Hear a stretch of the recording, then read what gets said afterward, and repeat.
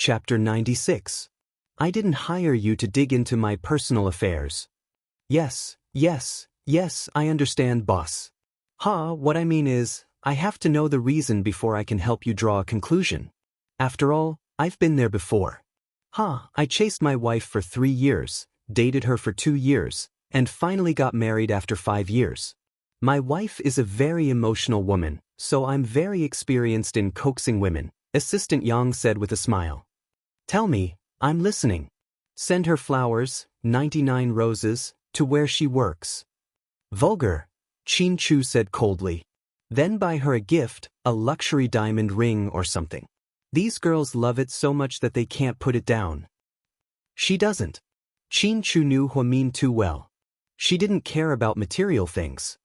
Then pretend to send her a package, and then hide in the box to give her a surprise. Last time I scared my wife to tears. Before Assistant Yang could finish, he swallowed back his words. Because he noticed that the president's expression was getting worse and worse. You can leave first, I need some time alone. Qin Chu really suspected that this assistant wasn't here to help him, but to set him up. How did he get a wife with his IQ? It was an unsolved mystery. After Assistant Yang left, he suddenly thought of something. Was the president's girlfriend called Jing Jing? He just said that he wanted some time alone. However, he was right about one thing. His boss did miss someone, but that person wasn't called Jing Jing. Qin Chu picked up his phone a few times. He wanted to call her, but he felt that they were in a Cold War, so it wasn't appropriate. If he called, there wouldn't be anything to say. Suppressing the longing in his heart, he tapped his right hand on the table in frustration. He looked very depressed. Gao Ran's call came at the perfect time. Hey, how come I haven't heard from you since I helped you last time? Shouldn't you buy me a drink? Let's go. Now. Gao Ran was dumbfounded. Yes, it's now. I'll see you later at the old Sichuan restaurant in the south of the city. After that, Qin Chu put on a sapphire blue slim-fit suit jacket, opened the door and walked out with his phone. The female secretaries in the secretarial office were instantly infatuated. Boss, your outfit today is so cool, don't you think so? It's not the clothes that are too cool. It's our boss's good looks, so everything he wears is pleasing to the eye. Yeah, I don't have to talk to the boss every day. I'm satisfied just by looking at him a few times. I wonder what kind of woman could catch the boss eye. I'm so envious. In a Sichuan restaurant.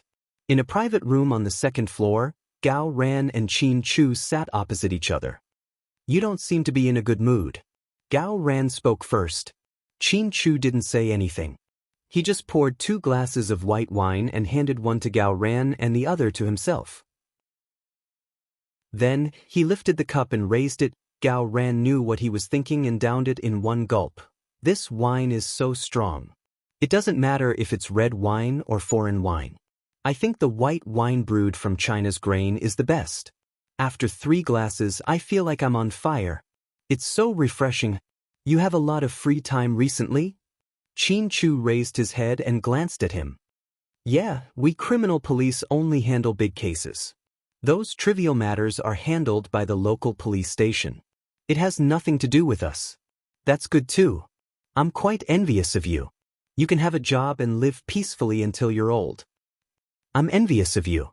Sitting on a big boss with a net worth of hundreds of billions. Do you have beautiful women throwing themselves at you every day? Ran, I'm married. Qin Chu's lips twitched into a deep smile. Fortunately, he had already swallowed the mouthful of white wine. Otherwise, Gao Ran would have spat it out. Chapter 97. Wait, what did you just say? Married. Stop fooling around, it's not April Fool's Day today. Gao Ran obviously didn't believe him. I'm not joking. But, your marriage is such a big deal, how come I didn't know about it? The media didn't report it either, it doesn't make sense.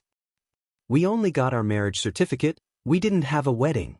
Plus, she didn't want to announce our marriage to the public. You with Huamin, right? Gao Ran asked tentatively after he came back to his senses. Qin Chu nodded.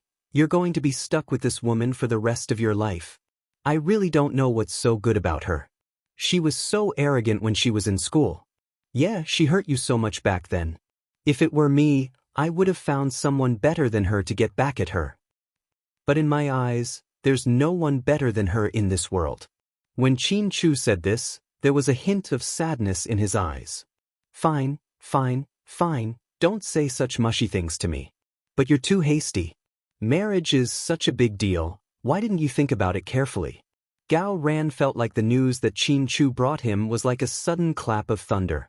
It was so explosive that he almost couldn't think straight. Marrying her was something that I decided on 7 years ago. There's no need to think about it anymore. Qin Chu's answer was extremely firm.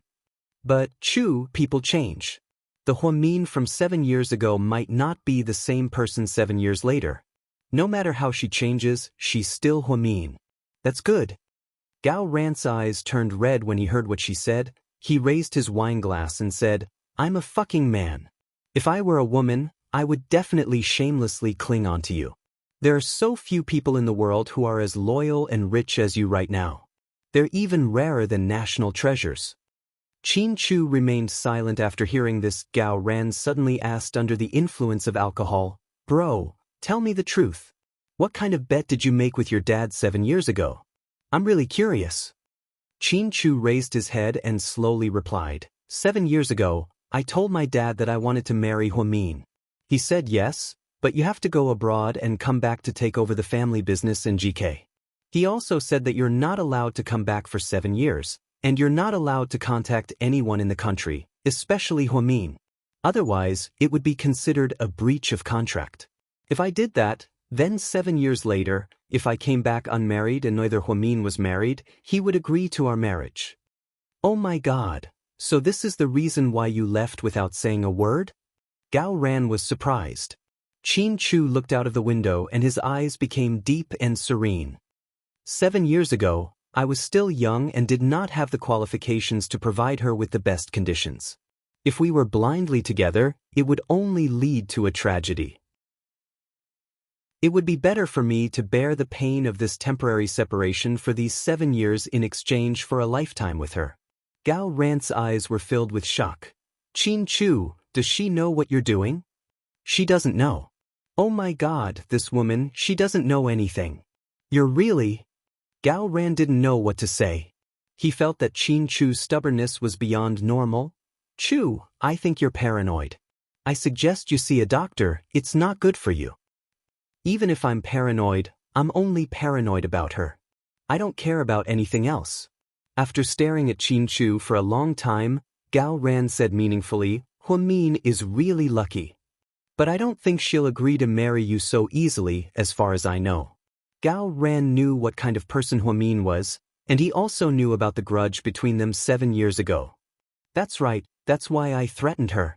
When she needed my help, I brought up this condition.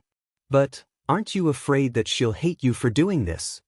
Gao Ran looked at his buddy, his eyes full of sympathy. After hearing this, Qin Chu's eyes darkened slightly. Chapter 98. One day, she'll understand. After speaking, Qin Chu picked up the white wine glass in his hand and downed it in one gulp. Gao Ran originally wanted to drink with his good friend to relieve his worries, but he didn't expect to be even more worried. When they came out, Qin Chu was supporting Gao Ran. He seemed to be a little drunk. Chu, let me tell you, Huamin, that damned girl, has a twisted personality. If you like her, you'll suffer. But I'm so envious of you, to have someone like her appear in your life and occupy your entire life. You can love her to the core. Sigh, I'm so envious. Gao Ran said drunkenly. In the end, it was Qin Chu who drove Gao Ran back to the municipal bureau in his Maybach. Apparently he was on duty for the rest of the night.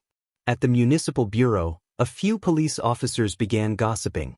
Hey, the guy who drove our boss back just now, he's obviously our boss's good friend. Yeah, he's really good looking. Even a man like me is jealous. Our boss doesn't have a girlfriend, is it because he likes men? I don't think so, but our boss is so masculine. If he were gay, he'd probably be the dominant one. Have you guys been too idle lately? All of you, go out on missions. Gao Ran appeared at the door with his head in his hands. He wanted to drink some water, but he didn't want to hear his subordinates talking about their boss like that. Huh, boss, we're just joking. But speaking of which, your friend's car is really cool. He must be from a rich family, right? More than that, he's so rich that you won't be able to spend it all in your lifetime. Gao Ran took a sip of water and replied. Boss, does your friend have a girlfriend? My third sister is 27 this year and she graduated with a master's degree. Before the police officer could finish, Gao Ran flicked his head. Hey, old song, didn't you say last time that you wanted to keep your third sister for Captain Gao? Another police officer interrupted. Gao Ran felt like his head was about to explode. Huamin had been busy in the hospital for the whole day. From time to time, he would take out his phone to check the time. Today, his phone was exceptionally quiet. There was not a single phone call. It seemed that she had spoken too harshly last night. Perhaps he was angry too? Huamin thought. Then she got up and went to the lounge to get some water. Unexpectedly, she bumped into Ning Ziyuan as soon as she stepped out of the door. Mian. Ning Ziyuan's face was slightly red and reeked of alcohol. Is something the matter? I came specially to look for you. He stepped forward. Huamin instinctively took 2 steps back to put some distance between them. What is it? Speak. Are you still unwilling to forgive me? Ziyuan, we've already talked about this topic. I don't want to talk about it anymore. Huamin looked at him calmly. Mian, but I can't let you go. I feel like I still can't forget you. Ning Ziyuan's eyes were red, as if he was about to cry. Ziyun, we're not kids anymore. Don't be like this. I know I was wrong. Mian, I'm sorry. Please give me another chance. This is the last chance, okay? Let's not talk about the past. Let's stick to our original plan and get married, okay? I'll pay you back the down payment for the house. You don't have to pay for the mortgage in the future. Also, I'll let you drive my car and transfer it to your name, okay? That's not the point. Ziyun, we can't go back. Some things have already happened and I can't pretend that I didn't know. It's like you stabbed someone. Although the wound has healed, the scar is still there. Do you understand? I don't understand. I miss you. I don't want to be separated from you. After speaking, Ning Ziyuan drunkenly pounced on Huamin. He slammed Huamin onto the table behind him. Ning Ziyuan, what are you doing? Let go of me. Huamin struggled with all his might. However, no matter what Huamin said, Ning Ziyuan ignored him and kissed Huamin's slightly red lips. Chapter 99. At this critical moment, Huamin grabbed a ceramic pen holder from the table behind her and threw it at Ning Ziyuan's head. With a clang, Ning Ziyuan abruptly stopped what he was doing. He was completely stunned. Huamin took advantage of his shock to escape from his demonic grasp and dodged to the side. Min, how dare you hit me? Ning Ziyuan sneered, his eyes filled with anger. This is all thanks to you, Ziyun. There is no deep love between us, so there is no hatred. You've been so kind to me these past few years, and I don't owe you anything. You don't owe me anything? Huamin, I've been chasing you for the past few days. I've bought you a lot of things and cared about you a lot, haven't I? Do you still have a conscience when you say that? Have you been eaten by a dog? You heartless woman. Ning Ziyuan covered his slightly swollen forehead with a sinister smile. Huamian was calm the entire time. She looked at Ning Ziyuan with a complicated expression, but there was also some sympathy in her eyes. Yeah, you really bought a lot of things for me these few days. But all those things added together shouldn't be more than 30,000 yuan, right? And I used the 60,000 yuan I saved to buy a house for you as the down payment. The house was also written in your name. Now I don't want that money anymore. Isn't this even? In the end, who owes who? Even if you don't owe me money, what about love? Was that something that could be measured with money? Can you pay me back for all the love I've given you over the past few years? Ning Ziyuan roared. Huamin only smiled faintly at his words. Ziyun, we've known each other for so long, you should know that I'm not a calculative person. But since we're talking about this today, I might as well get straight to the point. These past few days, honestly speaking, you've been very good to me, but I've also been very good to you. I've been visiting your parents a lot, and when your relatives came to the hospital for treatment, Not only did I have to use my connections to arrange a room for them, but I also had to work part-time as a caregiver. This is all because of you. Most importantly, Ningxing, let me ask you, if it weren't for me, would you be where you are today? Would you be standing here as a doctor at the first hospital, safe and sound? What do you mean by that? Ning Xuan was obviously a little guilty. What I mean is, you wouldn't have been able to graduate from medical school with your grades. I wrote your graduation thesis for you, and because of your excellent ophthalmology thesis, the first hospital's ophthalmology professor made an exception and promoted you. Plus, you've been working for so long, and I've been writing every academic document for you. Is that not enough? Tell me, what do I owe you now? After Ning Ziyuan heard this, he was speechless. If Huamin didn't remind him, he would have thought that he was an excellent ophthalmologist. However, Huamin did all of this for him. Back then, his grades in medical school were very average. Even when he was nearing graduation, due to the pressure, he often skipped classes to play online games with his roommates. In the end, he almost couldn't graduate. Even the most important graduation thesis was written by Huamin himself. It was because of that excellent thesis that he had the opportunity to enter the first hospital. After that, every time the hospital tested him, Huamin would prepare for him. He enjoyed the fruits of his labor and accepted the title of a genius doctor with a clear conscience. But was he a genius? Of course not. There was someone else who was a genius. It was just that no one knew about it. Then what do you want? Do you want to report me to the hospital? No one will believe you. After all, there's no evidence, Ning Ziyuan said proudly. Huamin's eyes were filled with disappointment when she heard this. She didn't know that a former lover could be so despicable after falling out. Evidence? Of course I have it. You have it? I don't believe you. You trusted me so much back then. You wouldn't have left any evidence. Although Ning Ziyuan said this, he was still a little flustered. Chapter 100. See, even you know how much I trusted you back then, so why are you still feeling guilty? What are you afraid of? Tell on you? I don't have the time, nor do I need to. After all, it won't do me any good. I just want to say, Ziyuan, even though we've broken up, we're not enemies. After all, we were once together, and we won't be friends because we hurt each other. I admit that Qin Chu's unexpected intervention broke our relationship, but what you did after that really disappointed me. So, we won't cross paths again, and you don't need to have any more fantasies. I believe that with your current fame and status, you have plenty of good girls. You don't need me, Huamin, right? Of course, Ning Ziyuan immediately replied. Very well, I won't pursue what happened today, but this won't happen again. Please leave now and turn left. I won't see you out, Huamin sternly ordered him to leave. Ning Ziyuan covered his injured forehead, turned around and walked to the door dejectedly. Suddenly, he turned around and looked at Huamin. Huamin immediately became alert. Huamin, now that things have come to this, I want to ask you something from the bottom of my heart. I've never loved anyone, Huamin coldly said.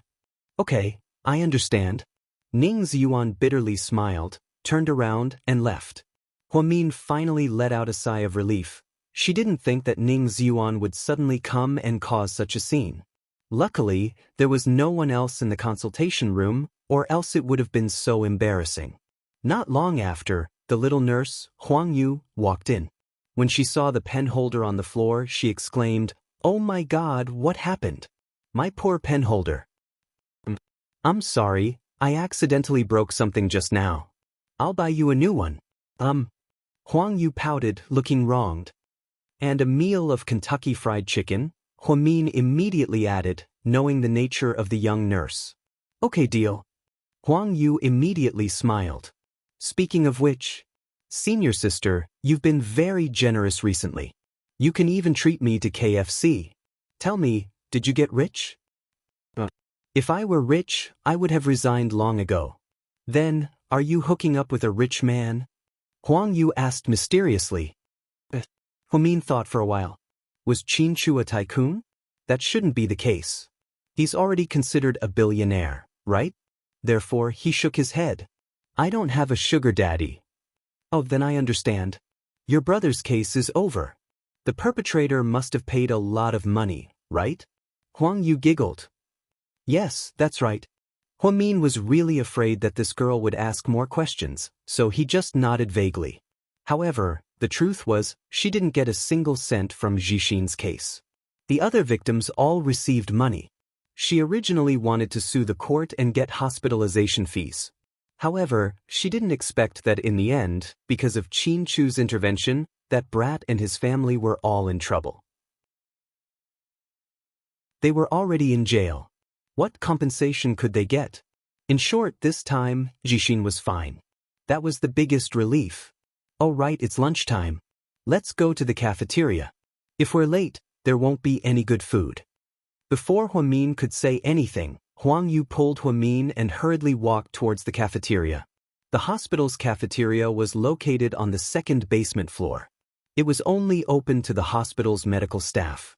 However, most doctors didn't eat here. Because of their high salaries, they ordered takeout with their own money. Interns like Huamin and Huang Yu, on the other hand, didn't get paid much and didn't get many subsidies. That was why they ate here. It was lunchtime. There were a lot of people, but the environment was very good. Huang Yu and Huamin found a corner facing each other. Just as they were about to sit down, they heard a female voice shout very impolitely, "Huamin, you bitch, come out." Chapter 101. Senior Hua, I think someone's calling for you. I heard it too, Huamin said quietly. Huamin, where are you? Come out. The hysterical female voice came from a woman who was also wearing a white lab coat. Her long hair was wavy and she was quite pretty. She was wearing flirtatious makeup and looked extremely upset. Senior Hua over there. Isn't that the nurse from the ophthalmology department? Huang Yu pointed at the door. Huamin turned around. When he saw He-Man, his expression remained calm. At this moment, He-Man seemed to have noticed Huamin as well. She walked directly towards him with a menacing look on her face. Senior Hua, I don't think anything good is going to happen. You should be careful, Huang Yu reminded her quietly. Huamin nodded but didn't say anything. Huamin, get up. Do you need something? Of course I do. Do you think I'm here to have a heart-to-heart talk with you? Sorry, I don't have time for a heart-to-heart talk. I don't know you that well. Huamin sat down and continued eating, ignoring He-Man. He-Man was furious. She pointed at Huamin and yelled, Stop pretending. Tell me, are you bothering my Ziyuan again? Your Ziyuan? When did this happen? He-Man was slightly stunned. Then she said, Don't pretend you don't know. Ning Ziyuan and I have been together for a long time. Didn't you already know that? Huamin nodded slightly. Then he replied thoughtfully, Oh, so you were the one who was having sex with him in his bedroom last weekend? What? Last weekend? He-Man's expression was a little ugly. It wasn't you? Could it be? Huamin continued to ask. Of course, it was me. He-Man's words were a little forced. Anyone could tell. Since you knew that we were together, why did you go looking for him? Didn't you guys break up? Yes, I went to ask him for the down payment of 60,000 yuan. We planned to get married, so I also paid for the house. Really? I've never heard Ziyuan mention it, He-Man said arrogantly. Really? That's a pity. It seems that you haven't progressed to the stage of building a house yet. You don't try to twist words and force logic. He-Man was at a loss for words. Originally, she had come here arrogantly to denounce Huamin, but she didn't expect that the usually gentle Huamin would be so eloquent. Every word he said made sense. She didn't know what to say. Let me ask you, did you injure Ziyuan's head? Yeah. What right do you have? Is my Ziyuan someone a woman like you can lay your hands on? You're just an ex-girlfriend who was dumped. What right do you have to ask about Ziyuan? I knew it. You must have been trying to pester him, but he didn't want to get back together. That's why you hit him, right? Huamin's eyes turned cold. She slowly raised her head and asked, Is that what Ning Ziyuan told you? Ziyuan didn't say, but that's what I guessed. Everyone in the hospital knows what kind of person you are. Senior, you're a good person. Everyone in the OB/GYN department knows that, Huang Yu interjected. This is none of your business. Shut up. He-Man pointed at Huang Yu and scolded her fiercely. Are you done with your nonsense? If you're done, then leave. We're still eating. I don't want to lose my appetite because of this. Huang Min ordered her to leave. She didn't want to continue with He-Man's unreasonable pestering. Huang Min felt like a clown because everyone was looking at her. This wasn't in line with Huang Min's usual low-key personality. What are you eating? I'll let you eat, you bitch. After speaking, He-Man flipped Huang Min's plate in front of everyone. Rice and vegetable soup spilled all over the floor. Some even sprayed onto Huang Min's white lab coat. Everyone was dumbfounded. No one expected He-Man to do something so extreme.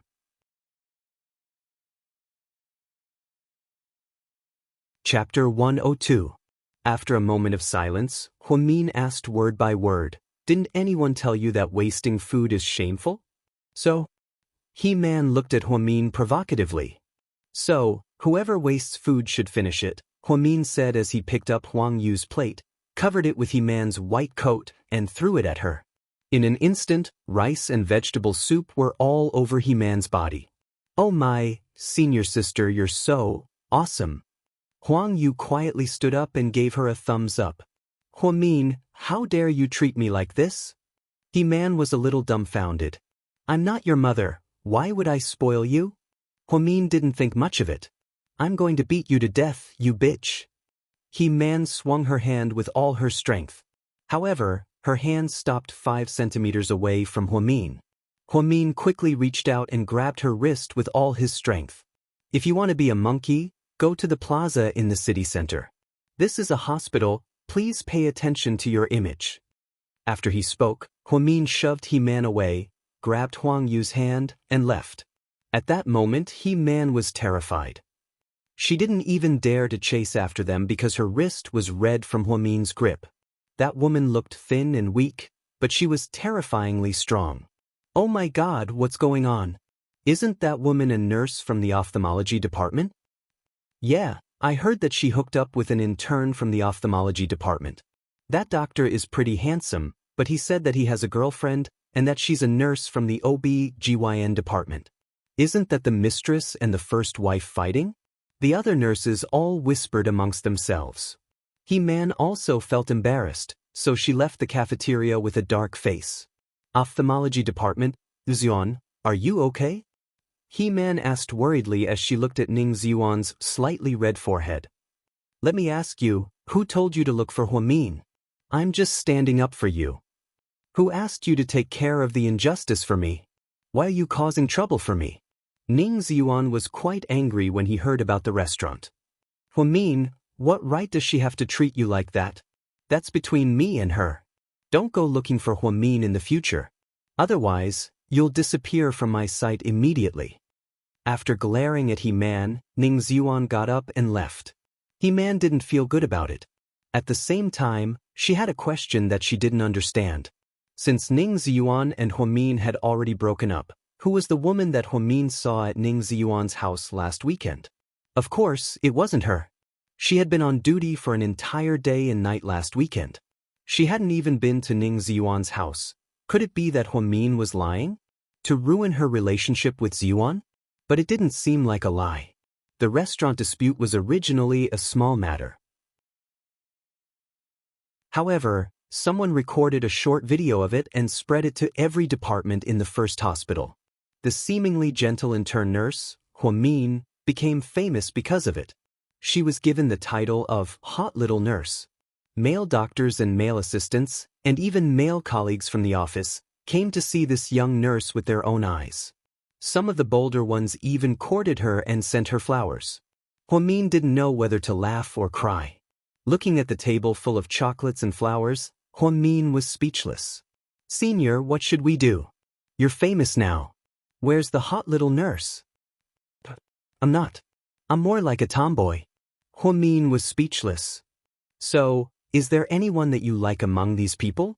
I think the deputy director of the radiology department is pretty good. He's 30 years old, 178 meters tall, drives a BMW, and apparently comes from a good family. He looks like the Korean actor Song Sung-sien. Are you sure you don't want to consider him? Huang Yu looked envious. Chapter 103. No need for that, he's not my type. Senior sister, you have such high standards. Tell me, what type do you like? I can introduce you to someone suitable. You don't even have a boyfriend. Huamin looked helpless. That's because I'm picky. All right, if you don't like him, can you give me the contact of that male radiologist? Sure. After speaking, Huamin pushed all the fresh flowers to Huang Yu. They're all here. You can pick whichever one you like. Thank you, senior sister. Huang Yu's face was filled with excitement. Just then, the door to the consultation room opened and the head nurse walked in with a stern face. Huamin, come with me. Yes. Oh no. Looks like even the old witch knows about this. You have to be careful. Huang Yu looked at her sympathetically. Huamin also felt her scalp go numb. She didn't think that her fight with He-Man in the staff cafeteria would cause such a huge commotion. It looked like the head nurse already knew about it. The head nurse hated this kind of gossip, especially when there was a personal problem at work.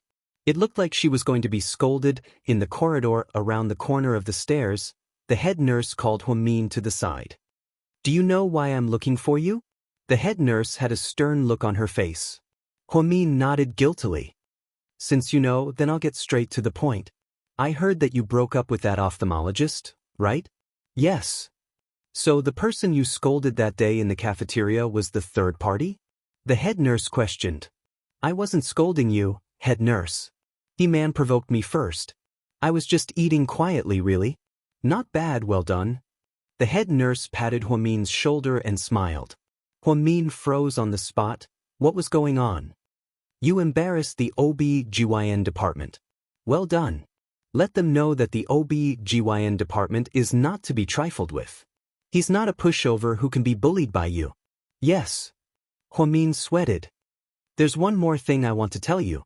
Go ahead, head nurse, Huamin said respectfully, as if he could do whatever she wanted with him. Aren't you single now? I happen to have a distant cousin who works in this city.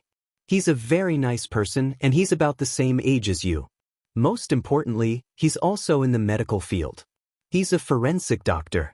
I think you two are quite suitable, so I plan to let you two meet next week.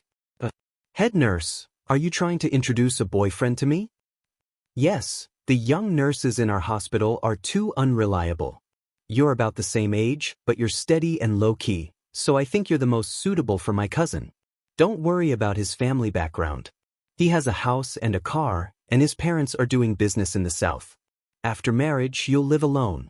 But, head nurse, I already have a boyfriend that someone introduced to me. So soon? The head nurse was clearly surprised. Huamin didn't dare to tell her that he was married. He didn't want to scare the head nurse, so he lied and said that someone introduced him. Yes, that's why I can't eat from the bowl and look at the pot. Thank you for your kindness. It's okay. You're single now, so you need to be trained and selected. That's settled. I'll arrange a time for you two to meet next week.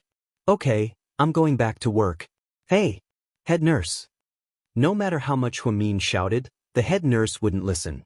But the problem was he was already married. Was it really okay for him to go on a blind date? If a certain someone found out, would he strangle him to death? The Cold War lasted for a day and a night, but neither of them called or texted. It felt weird. Seeing that his phone was silent, Huamin felt slightly disappointed. It seemed like he wasn't that important to Xianxia after all. With these lonely thoughts, Huamin got off work, packed up, and went home. Because she worked overtime until 10 at night, it was already very late when she got home. When she was downstairs, she purposely looked up and saw that the 16th floor was dark. It seemed like Xianxia hadn't come home yet. After she got upstairs, she gently took out her keys and opened the door. Then she walked in. Before she could steady herself, she was violently pushed against the wall. Then, someone bit down on her lips. At that moment, she was so scared that she almost stopped breathing.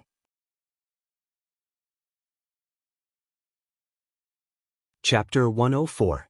If she wasn't so familiar with Xianxia's scent, she really would have used force.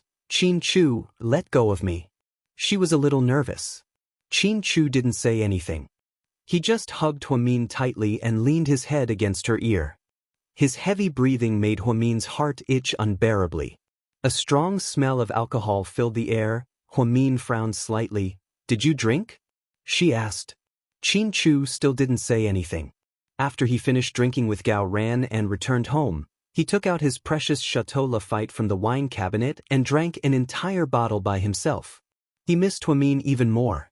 For the past 7 years, he had endured it all by himself, but now, with Huamin by his side, he couldn't even last 24 hours. That's why people say that the scariest thing is habit. Because he was already used to having her by his side, he couldn't stand being alone for even a moment. "Qin Chu, let go of me first. You're drunk." Huamin couldn't move as he hugged her so tightly. "No." After a while, Qin Chu stubbornly said 2 words. "Qin Chu, what do you want?" "What do you think I want?" Qin Chu pinched Huamin's chin with one hand and stared at the side of her face. In an instant, a flirtatious atmosphere filled the entire room. Huamin pursed her lips. She didn't know how to answer. Qin Chu looked at Huamin, who was so close to him, and couldn't suppress the impulse in his heart. His other hand moved restlessly up and down her back. Did he know what he wanted? And she knew what he wanted? "Qin Chu, don't be like this. I'm not ready yet." After speaking, Huamin violently pushed him away. Qin Chu's body swayed and fell on the sofa behind him. "I'm sorry." Huamin turned his head away, not looking into his eyes. "Why are you apologizing?" Qin Chu looked at her and asked word by word. She didn't know how to answer. "I should be the one apologizing. I'm sorry. I shouldn't have done those things behind your back. I just didn't want you to get hurt." Qin Chu leaned on the sofa and said with his head tilted, "No, you didn't do anything wrong. I didn't know what was good for me. You did it for my own good, and I shouldn't have been so pretentious. If you didn't help me, Jixin's surgery wouldn't have gone so smoothly. He wouldn't have paid all the surgery fees, and the culprit wouldn't have been punished. Qin Chu, you're really good to me." In fact, Huamin had already figured this out. She felt that no matter what Qin Chu did, his intentions were always good. She was the one who didn't know what was good for her. "You really think so?" Qin Chu was a little surprised. Huamin nodded, then, Huamin hesitated for a moment before continuing. "I know that we're legally married, and some things are bound to happen. I'm not pretending to be noble, and I'm not rejecting you. It's just that I'm really not ready. Please don't make things difficult for me, okay?" "So, you think this is something that's difficult for you?" When Qin Chu said this, a hint of loneliness flashed across his eyes. Huamin didn't say anything. She just bit her lip. "Okay, I won't make things difficult for you. It's late, you should go to bed early. Good night." After speaking, Qin Chu turned around and went upstairs. Huamin knew that she disappointed Qin Chu again. A sleepless night. The next day, Huamin woke up early to prepare breakfast. When Qin Chu came downstairs, he saw the piping hot Chinese breakfast on the table. There were fried eggs, soy milk, and golden potato pancakes. "Let's eat," Huamin said with a smile. At this moment, Huamin was wearing a pink apron, and her hair was slightly messy. She looked completely like a housewife. Qin Chu was mad at her. He originally wanted to say that he didn't want to eat, but when he saw how down-to-earth Huamin was, he couldn't say no. This warm scene was something that he had always dreamed of. Qin Chu didn't say anything. Instead, he sat down at the breakfast table, picked up the soy milk, and took a sip. "I bought these beans at the supermarket. When I squeezed them out, the color was quite thick. I don't know if they're good or not. How is it? Does it taste good?" Huamin asked carefully.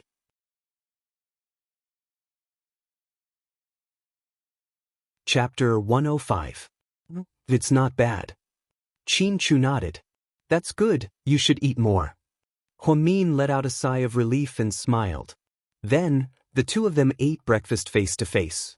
Qin Chu didn't say a word, but he would occasionally raise his head to look at Huamin.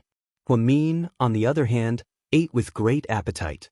He had been eating Western breakfast for a long time. It was rare for him to eat Chinese food that he made himself, and it was delicious. No matter how angry he was at her, as long as he saw her sitting quietly next to him, he would be happy. Qin Chu felt like all of this was a gift from the heavens. He had been looking forward to this day for 7 years. Now that everything had come true, he should be happy. How's your brother recovering? I heard he was discharged from the hospital, Qin Chu suddenly asked. He's recovering very well. I told him to stay at home for a while, since there aren't any more classes at school. That's good. Qin Chu nodded. After breakfast, the two of them left the house together. Qin Chu had been driving a Maybach lately, so Huamin had been taking the bus to work for the past few days. I'll give you a ride, if you don't mind the car. Huamin looked at the car and felt a little awkward.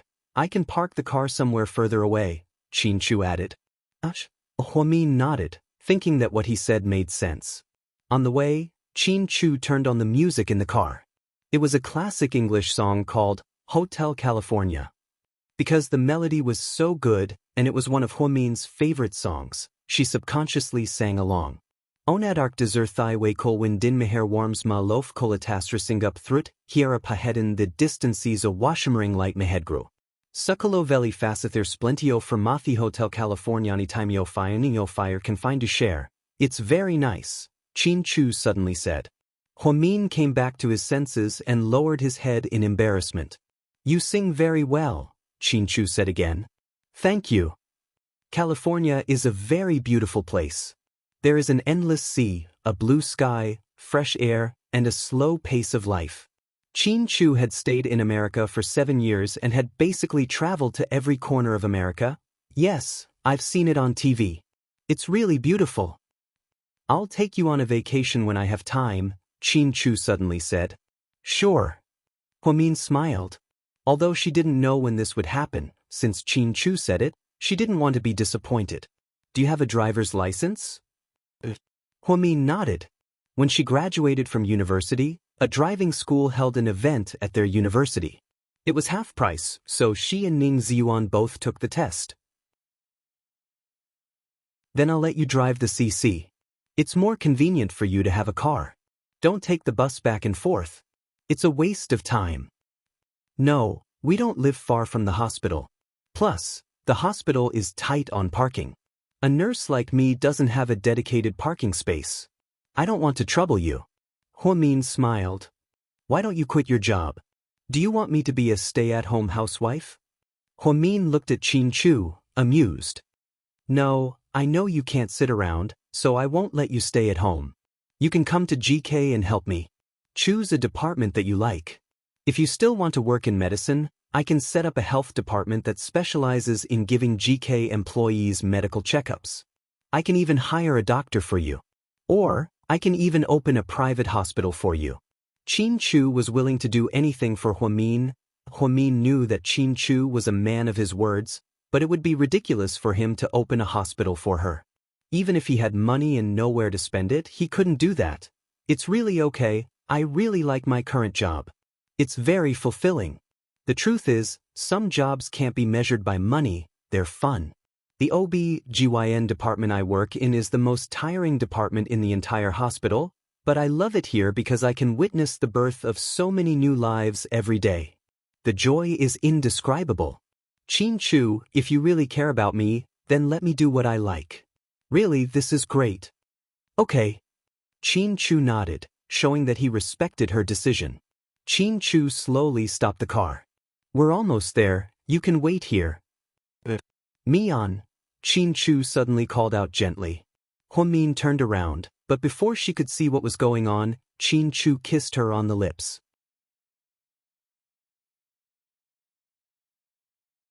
Chapter 106. See you tonight, Qin Chu said softly.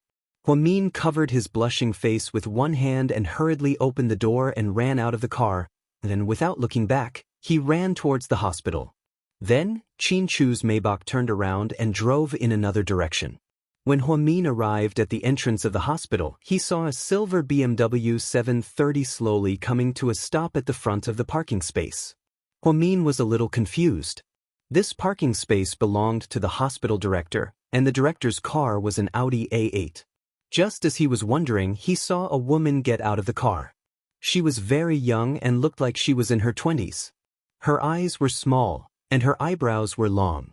She was wearing a red dress that hugged her hips and was very eye-catching. The woman wasn't particularly beautiful, but she had a good temperament. It was obvious that she was raised by a rich family. Huamin was just about to walk in when he heard the woman say sweetly, "Ziyuan, help me get my bag." Huamin turned around abruptly and saw Ning Ziyuan get out of the driver's seat with a Hermes bag in his hand. Then, he handed the bag to the woman, and the two of them walked towards the door hand in hand. The moment he saw Huamin, Ning Ziyuan's expression changed slightly, however, it was only for a moment. Then, he glanced at Huamin as if he was looking at a stranger. Then, he held the woman's hand and swaggered into the hospital. Isn't he with man? Huamin muttered to himself. Huamin had been doing fetal heart rate tests for pregnant women the entire morning. When he finally finished, he looked at the time and saw that it was already past lunchtime. "Mian, here, I packed a portion for you. But the dishes today are really ugly. I hate cabbage." Huang Yu walked in with 2 lunchboxes. "Thank you, Yaya." Huamin smiled. Then she opened the lunchbox and began to eat. Once a person was hungry, they would forget to be picky about food. Even though Huang Yu said the food tasted awful, Huamin ate it with gusto. At this moment, an uninvited guest appeared at the door. "Huamin, let's talk." "Are you here to fight again?" Huang Yu pouted when she saw Huamin finished the last mouthful of rice. He slowly raised his head and said expressionlessly, "I have nothing to say to you. I'm not here to quarrel, nor am I here to pick a fight. I really have something to tell you." "Say it. Once you're done, hurry up and leave." Huamin wasn't polite at all. He-Man glanced at Huang Yu, then looked at Huamin and said, "Do you know? Ning Ziyuan hooked up with another woman." "What does that have to do with me?" Huamin retorted. "Do you know who this woman is? She's President Wu's niece. She just came back from studying abroad in Japan. She's also a top medical student. I heard that she'll be assigned to the OB/GYN department." "So what?" Huamin didn't think this had anything to do with her. He-Man stared at her and continued, "President Wu really likes this niece, so Ning Ziyuan hooked up with her because he wants to climb up the social ladder. This scumbag, I finally saw his true colors. I think the woman you saw at Ning Ziyuan's house a few days ago was probably her." "So?" Huamin stood up and looked at He-Man curiously. "So, I came to you because I wanted to work with you to find President Wu's niece and expose Ning Ziyuan's true colors. I didn't expect him to be that kind of man. Did you know? I've already slept with him, and I gave my first time to him. He said that he would take responsibility for me and marry me. Then you should go find Ning Ziyuan." "It's useless to find me," Huamin replied calmly. "I did, but he ignored me and didn't answer my calls. He even changed the lock on his house. Huamin, you're also one of the victims. If the two of us work together to expose him, maybe President Wu's niece will abandon him. At that time, he won't be able to survive in our hospital, and he won't be able to dream of becoming the president's niece's son-in-law. What do you think?"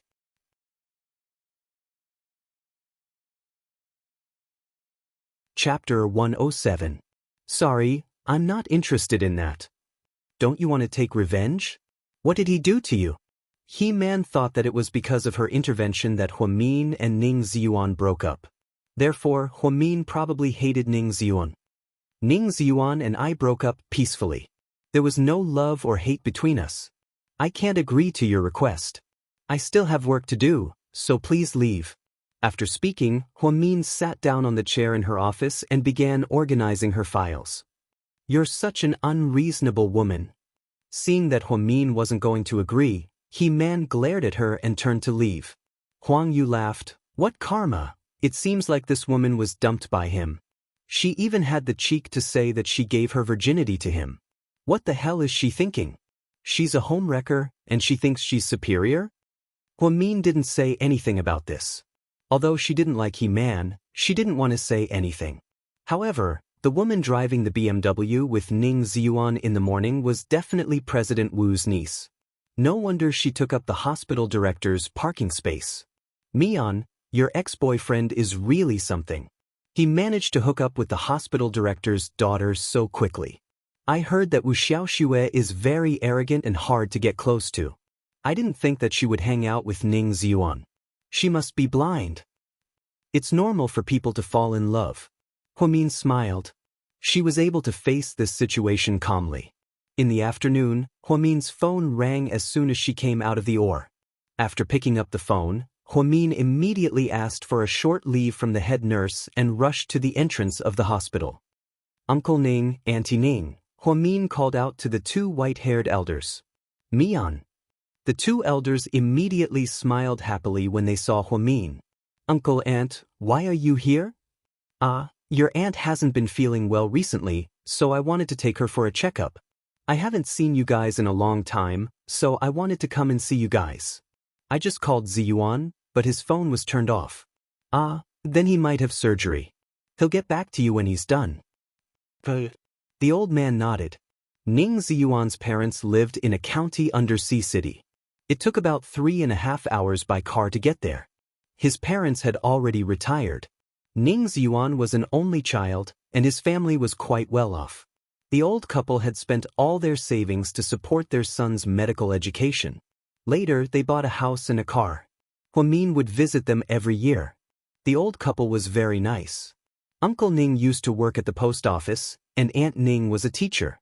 Because they were civil servants, they were very reasonable. They were also very satisfied with Huamin, their future daughter-in-law. Seeing their attitude towards Huamin, Huamin guessed that they didn't know that Ning Ziyuan had already broken up with her. Uncle, Aunt, you guys haven't eaten yet, right? I'll take you guys to eat something first. Okay, let's find a small restaurant. Don't waste food, Ning Ziyuan's mother repeatedly reminded them.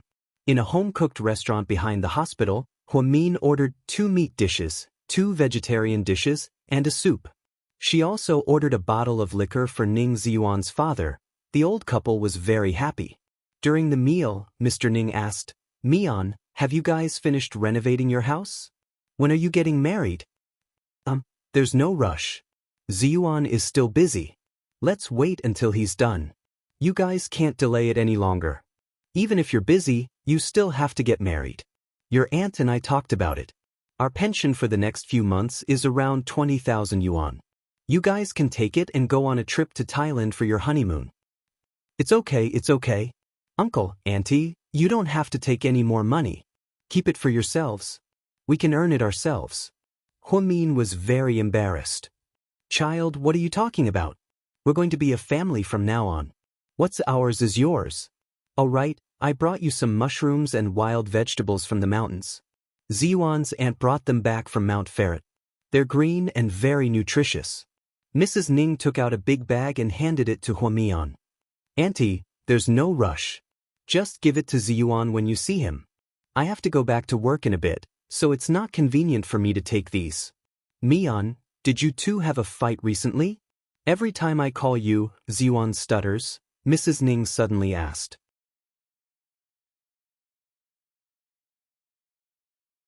Chapter 108. No, Auntie, we didn't fight, Huamin lied. Really? Then why do I feel like something's not right? Mrs. Ning muttered to herself. You always overthink things. I told you it was fine, Mian is a sensible child.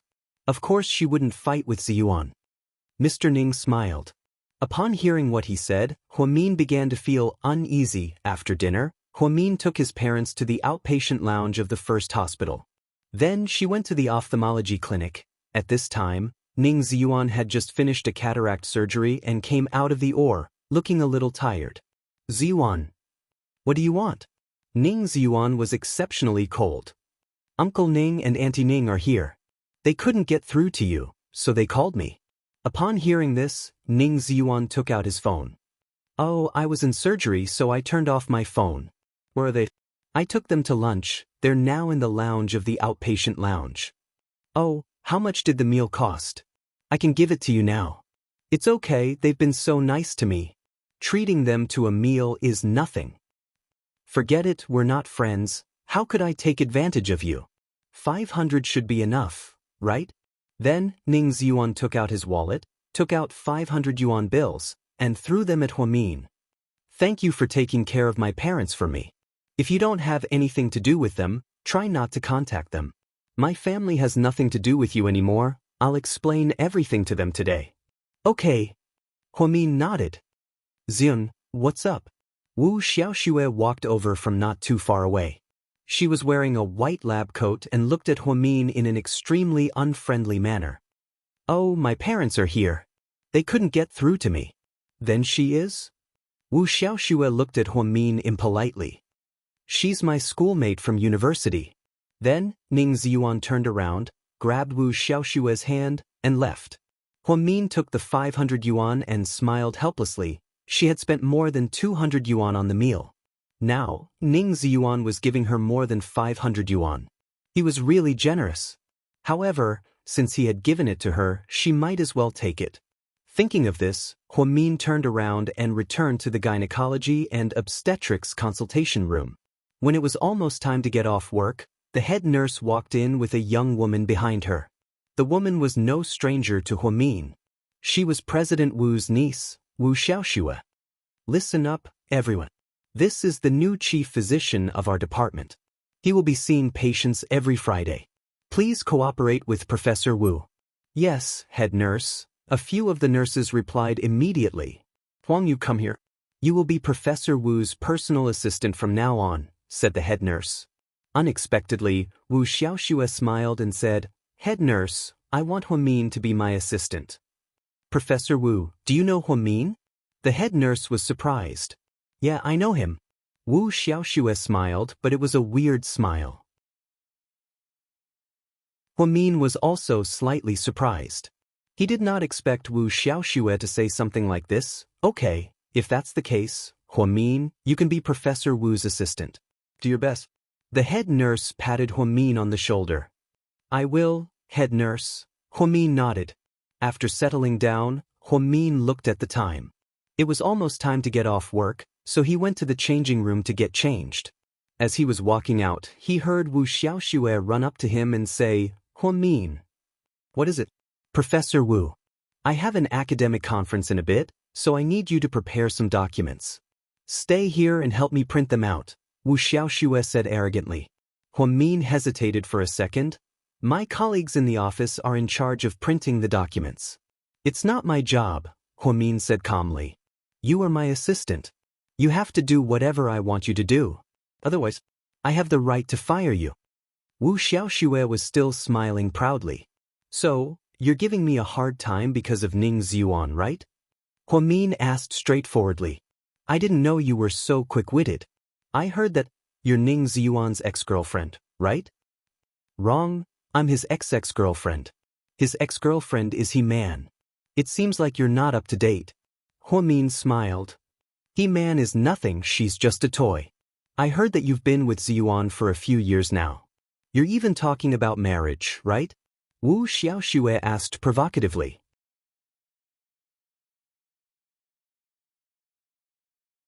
Chapter 109. Yeah. Huamin nodded. Unfortunately, you won't be that lucky. The person Ziyuan likes is me. He said that you shamelessly pursued him for several years before he reluctantly agreed to be with you. Also, you've never slept with him, right? He said that once he saw your face, he didn't have the desire to touch you. Huamin pursed her lips and chuckled when she heard this.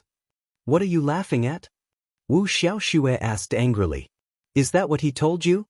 Huamin asked. Is that not true? Oh yes, whatever he says.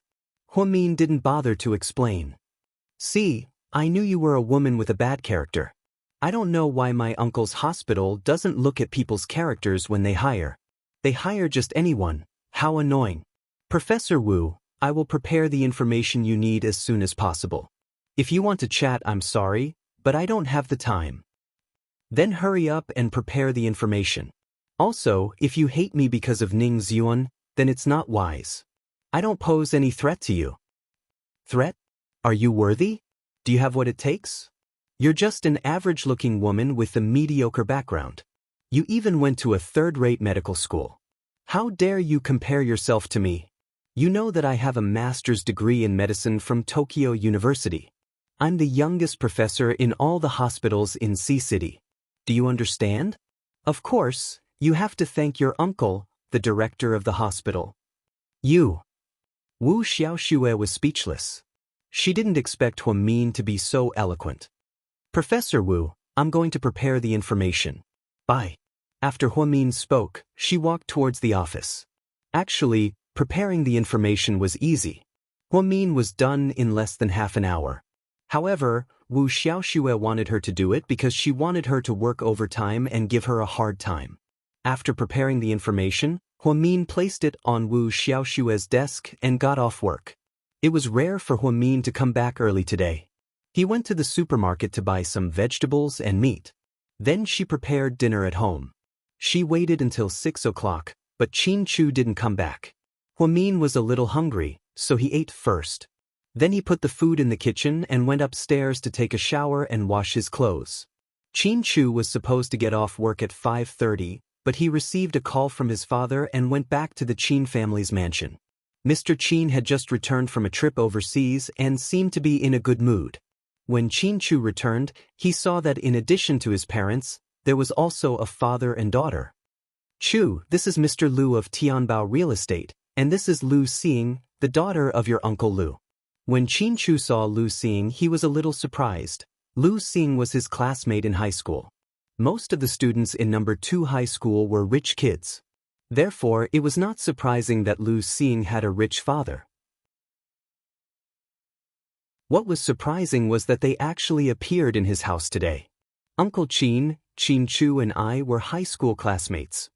Lu Xing smiled. She was wearing a light pink dress today, and her hair was tied up in a ponytail. She looked like a teenage girl, and even her voice was delicate. Qin Chu glanced at them but didn't say anything. Huh, really? What a coincidence, you guys were classmates. Mr. Qin looked very happy. I heard from Ying that your son is indeed a handsome man, Lu Xing's father complimented. It's time for dinner, come and sit down, Mrs. Qin said with a smile. Inside the dining room, the 3 members of the Qin family, Lu Xing, and her father stood in a circle. Lu Xing sat next to Qin Chu and looked at Qin Chu with admiration and adoration. She had a crush on Qin Chu in high school. If it weren't for Huamin, she would have been Qin Chu's girlfriend a long time ago.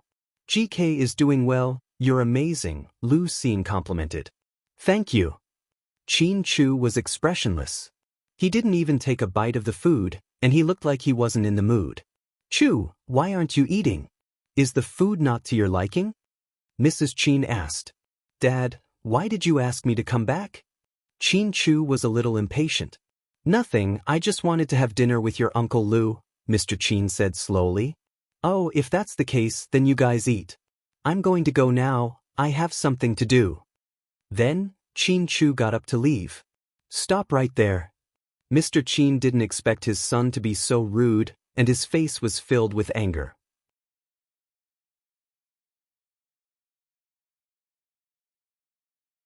Chapter 110.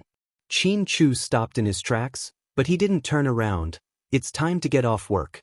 I asked your assistant, she doesn't have anything scheduled for tonight. What are you busy with? Qin Chu didn't say anything. Are you messing around outside? Mr. Qin asked angrily. Qin Chu turned around and raised his eyebrows. Dad, what do you mean by messing around? Chu, have you been hanging out with those shady women outside? Don't be like those rich playboys who get involved with women in the entertainment industry. It's not good for you. Shady? Do you think your son has that kind of taste? Qin Chu thought it was a little funny. President Qin, I don't think your son is that stupid, President Lu said. Yeah, Uncle Qin, I know what kind of person Qin Chu is. When we were in school, so many girls liked him, but he ignored them all. Plus, the media never reported any scandals about him, so it's definitely not what you think, Lu Xing said. If that's the case, then sit down. Dad, I'm an adult. I have my own thoughts and actions. If you're an adult, then you should know what it means to behave appropriately and reasonably. Your Uncle Lu and his daughter rarely come to our house. Why are you running around instead of keeping them company? Mr. Qin scolded. They're your guests, not mine. I didn't invite them, so I have no obligation to keep them company. You? Hey, President Qin, it's fine. If your son has something to do, then just do it. We can't make things difficult for our son. Yeah, don't make things difficult for your son. Xing, go send Chu off. You guys are classmates, so you should have a lot to talk about. Mrs. Qin loved her son dearly, so she didn't want to make things difficult for him. At the same time, she wanted to create opportunities for her son and this socialite. Lu Xing immediately stood up and smiled. Okay, Auntie Qin, I'll go send him off. Qin Chu turned around and left, not wanting to argue with his father any further. Lu Xing jogged the entire way and followed Qin Chu out the door. Qin Chu walked up to the Maybach, opened the door and got in. Lu Xing stood outside the car window. She was so excited that she didn't know what to say. What's the matter? Qin Chu asked with a frown. Qin Chu, I've liked you for a long time. Lu Xing felt that this was a rare opportunity. If she didn't say something now, she might not have another chance in the future. She might as well confess her feelings now. So, Qin Chu continued asking. So I want to ask, can you be my boyfriend? Lu Xing was a little nervous. She lowered her head and clutched the corner of her skirt tightly. You sure dare to dream. Qin Chu looked at her coldly. I just don't want to miss this opportunity. I've been thinking about you all these years. You think that if you like me, I will really like you, right? No. Lu Xing waved her hands frantically. If that's what you think, then that's ridiculous. Let me tell you, I've only liked one person my entire life, and I'll be that way until the day I die. So, you should stop thinking about me and stop thinking about me. Otherwise, you'll suffer for the rest of your life. You're not ugly, your family is rich, and there are plenty of men out there. Stop pestering me, and don't use your elders as a shield. GK doesn't need to marry into any rich family, because none of you are richer than I am. What I need is a woman that I love deeply. Even if that woman doesn't like you? Lu Xing suddenly asked. She felt like Huamin no longer had feelings for Qin Chu. It's enough that I like her. There's no room for a third person in our world. Don't try to do anything stupid, and don't force me to do anything to you. That's all. Then, Qin Chu rolled down the car window, and the Maybach sped out at an astonishing speed. Lu Xing stared at the back of the car dejectedly.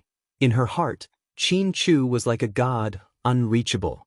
She knew that no matter how outstanding or beautiful she was, Qin Chu wouldn't even look at her. On the other hand, Huamin wasn't as stunning, came from a poor family, and had a bad temper. However, Qin Chu loved her more than his own life. She was so jealous that she was about to go crazy. By the time Qin Chu returned to Imperial Park, it was already 7:30 p.m. Huamin was sitting on the couch, watching a TV show. When she heard the door open, she sat up and asked, You're back. Do you have something to eat? Yes. I'm starving. Qin Chu tiredly took off his jacket and said as he changed into his shoes. But it's a bit cold, I'll go heat it up. Then, Huamin stood up and walked towards the kitchen. However, when she walked past Qin Chu, he hugged her from behind. Huamin's heart skipped a beat.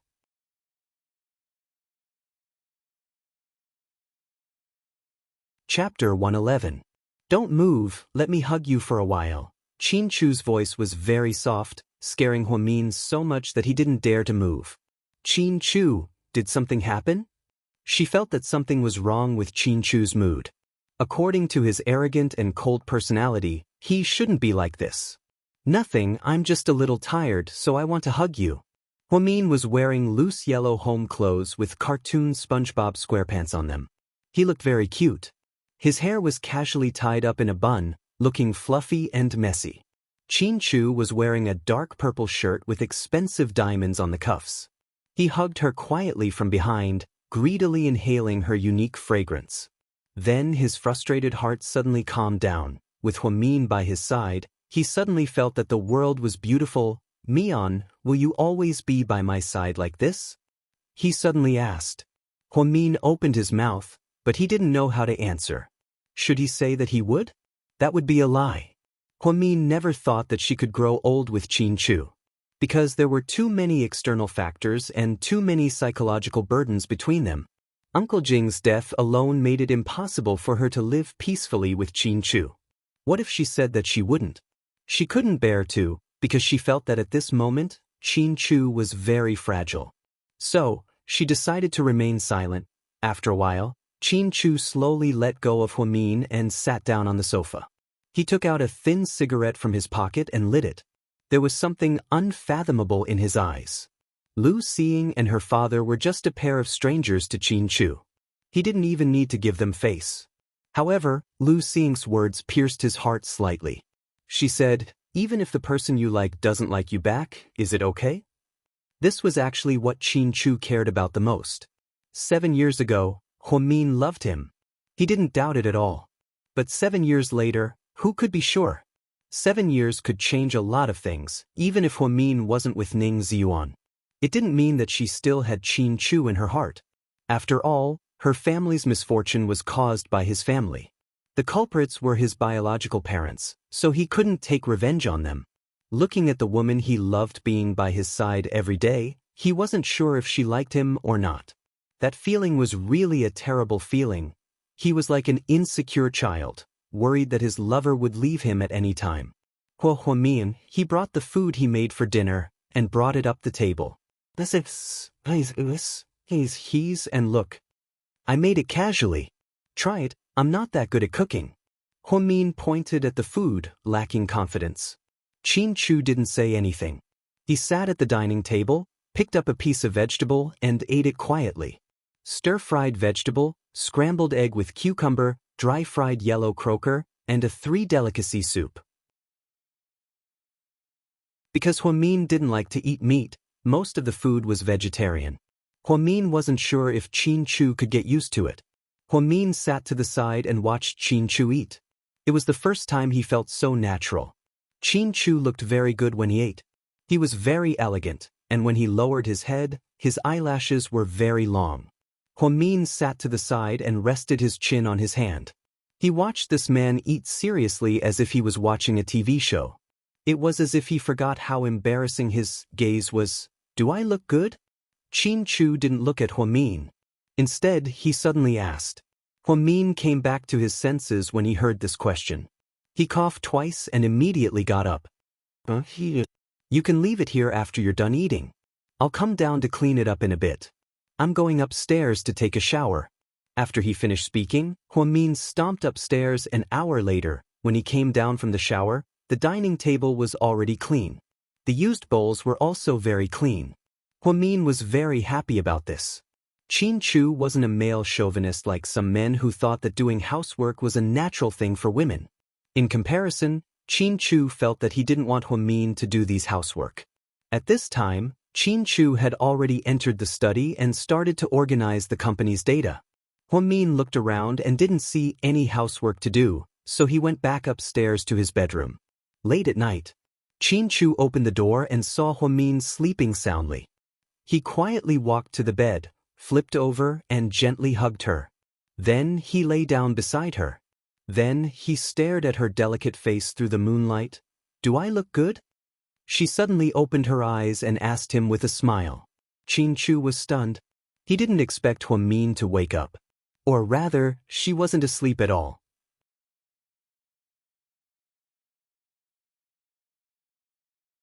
Chapter 112. Looking at Qin Chu's handsome face through the moonlight, Huamin suddenly felt like she was in a dream. She had always been a light sleeper, so she knew when Qin Chu came in. Now that she had suddenly woken up, she just wanted to prank Qin Chu and see his reaction. But after seeing his reaction, she couldn't help herself. She didn't know if it was because the room was a little cold, but she actually reached out and held Qin Chu's warm palm. The two of them lay face to face and quietly looked at each other. They didn't need to speak, but it was better than 1,000 words. They both knew that all they needed to do was look at each other quietly. Huamin's eyes were clear and bright, like the brightest stars in the night sky. Qin Chu's eyes, on the other hand, were deep and misty, making people reluctant to look away after just one glance. For the first time, Qin Chu felt at ease. He tightly held Huamin's fair hand, full of happiness. The next morning, Huamin woke up early as usual and made breakfast. When Qin Chu came downstairs, he saw vegetable porridge, milk buns, and soy milk. "Get a maid, you're working too hard," Qin Chu said as he ate. "What's so hard about making breakfast?" It's not tiring and it's just the two of us. It'll be inconvenient if there's an outsider. I have nothing to do when I'm resting, so I can do the housework. Huamin smiled. Qin Chu didn't say anything else. I want to talk to you about something. Huamin stammered. Go ahead. Don't transfer your salary to my card anymore. What's wrong? It's too much. Huamin pouted. But you're my wife. If I don't give my salary to you, who should I give it to? Qin Chu said matter-of-factly. You can keep it for yourself. You think I'm short of money? Qin Chu frowned slightly. No, I just think it's too much. It's not good for me to keep it. I think it's good. Qin Chu was stubborn. In the end, Huamin was defeated. Qin Chu knew that Huamin would never ask for money, so naturally, he asked the finance department to transfer his salary to Huamin's card. $1 million a month was more than she could spend. Plus, Huamin wasn't a wasteful person. She wanted to tell Qin not to do so, but Qin Chu didn't care. Since the negotiation failed, Huamian had to think of another way. Hua's eyes, Az's two's back, S's was. Huamin, what took you so long? Wu Xiaoxue immediately scolded when she saw Huamin walk in. Huamin lowered her head and buttoned her white coat as she replied, I'm not late. Do you know how busy the OB/GYN department is? Can't you be a little earlier? You have no professionalism at all. People like you are only fit to be a nurse, Wu Xiaoxue scolded in disdain. Huamin smiled slightly. There's nothing wrong with being a nurse. It's my wish. You have a sharp tongue. You'll suffer in the future. Let me tell you, I'm very strict. You can't make a single mistake when working under me. Otherwise, I'll fire you immediately. I'll do my best, Huamin replied nonchalantly. Wu Xiaoxue glared at her, then stood up with a folder. Follow me to the operating room. There's a pregnant woman who needs a C-section. Okay. Huamin followed Wu Xiaoxue all the way into the operating room. C-section sounded scary, but it was actually a small operation that was completed in a little over an hour. Huamin had to admit that Wu Xiaoxue's skills were not bad. After Wu Xiaoxue stitched up the wound, Huamin took care of the rest of the cleaning up. After she finished packing, she was so tired that she was gasping for breath. As soon as she walked out of the operating room, she heard Wu Xiaoxue yelling, Did you clean the operating room? Why are you running out? That's not my job. It's the cleaning team. They will do a complete disinfection. The operating room belongs to the OB/GYN department. You're a member of our department. Shouldn't you go and help? Do you think you get paid for nothing? Our hospital doesn't hire people who don't do anything. Professor Wu, don't you think you've gone too far by picking on me? Did I dig up your family's graves? Huamin looked at Wu Xiaoxue coldly. He couldn't bear it anymore.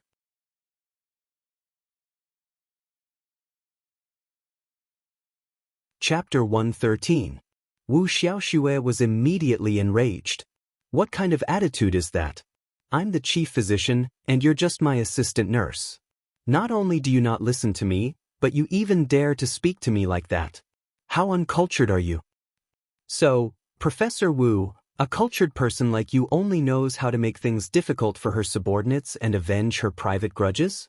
Is it because I'm your boyfriend's ex-girlfriend? Huamin glared at her, clearly upset. You? Wu Xiaoxue was at a loss for words after hearing Huamin's words. Plus, what Huamin said was the truth. She was indeed using her position to avenge her private grudges. The surrounding nurses began to whisper amongst themselves, and Wu Xiaoxue felt a little embarrassed.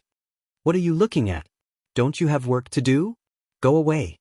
Wu Xiaoxue looked at the surrounding nurses and scolded them impolitely. Huang Yu dragged Huamin away in a hurry. Mian, don't be angry. I think Wu Xiaoxue has princess syndrome.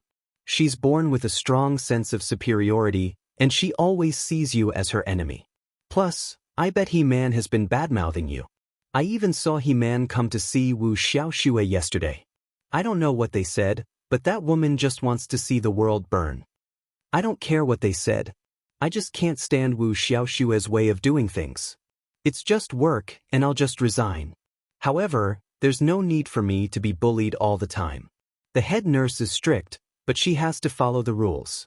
Wu Xiaoxue's way of avenging her private grudges is a little too much, and I won't tolerate it. Retaliating appropriately is also a form of self-protection, Huamin said confidently. Huang Yu nodded in agreement. Me on your right. Even if she's the hospital director's niece, she can't do whatever she wants. She really thinks she's a princess, and she's spoiled. I support you. If you really can't stand it, you don't have to resign. You can apply for a transfer. I heard that the South Side Recuperation Center is short on people, and the salary is even higher than here. It's just that the work is a little tiring. Huamin shook his head. Forget it, let's not think too much about it. Let's take it one step at a time. After Wu Xiaoxue was transferred to the obstetrics and gynecology department, she caused a lot of trouble. Not only did Huamin become a thorn in her side, but the other young nurses were also tortured by her. Everyone complained in private, and the head nurse saw it and became worried. The head nurse had talked to Huamin, mainly hoping that she would be able to maintain a positive attitude and not let the personal grudge between her and Wu Xiaoxue affect her work. Huamin agreed on the surface, but she was actually very annoyed. In the afternoon, Huamin did his ward rounds, took the temperature of the pregnant women in a few wards, and even put them on infusions. As soon as he returned to the consultation room, he saw Wu Xiaoxue storming in angrily. Huamin, she shouted rudely. What's the matter now? Huamin knew that Wu Xiaoxue was up to no good. I told you to disinfect this morning, but you didn't listen. After that, the pregnant woman in the operating room got an infection after the operation. Now they are looking for someone to blame. You are in big trouble this time, Wu Xiaoxue said with a frown. Huamin sneered. Why am I in big trouble? What does it have to do with me if the disinfection was not thorough? That is the problem of the cleaning team. The infection after the operation could also be a problem of the chief surgeon's technique. What does it have to do with a nurse like me? Huamin felt that Wu Xiaoxue was treating her like an idiot. Did she think that she did not even know this basic knowledge? Everyone is responsible, but I think you can't escape the blame either. Anyway, I will report this matter to the higher-ups. When the time comes, those people in the cleaning team, the doctor in the second operation, and you, the nurse who neglected your duties, will all be fired. Professor Wu, are you kidding me? What you are saying is too far-fetched. If you really don't like me, I suggest that you go directly to the director of the hospital and tell him that I am your boyfriend's ex-girlfriend. If I am an eyesore to you, you can just fire me. Why do you have to go through so much trouble and put all the blame on me? What's more, you have implicated so many people. You are so stupid. It doesn't matter what you say. You can't escape the blame. Anyways, I'm going to make a big deal out of this. You can't run away. Wu Xiaoxue looked at Huamian and smiled viciously.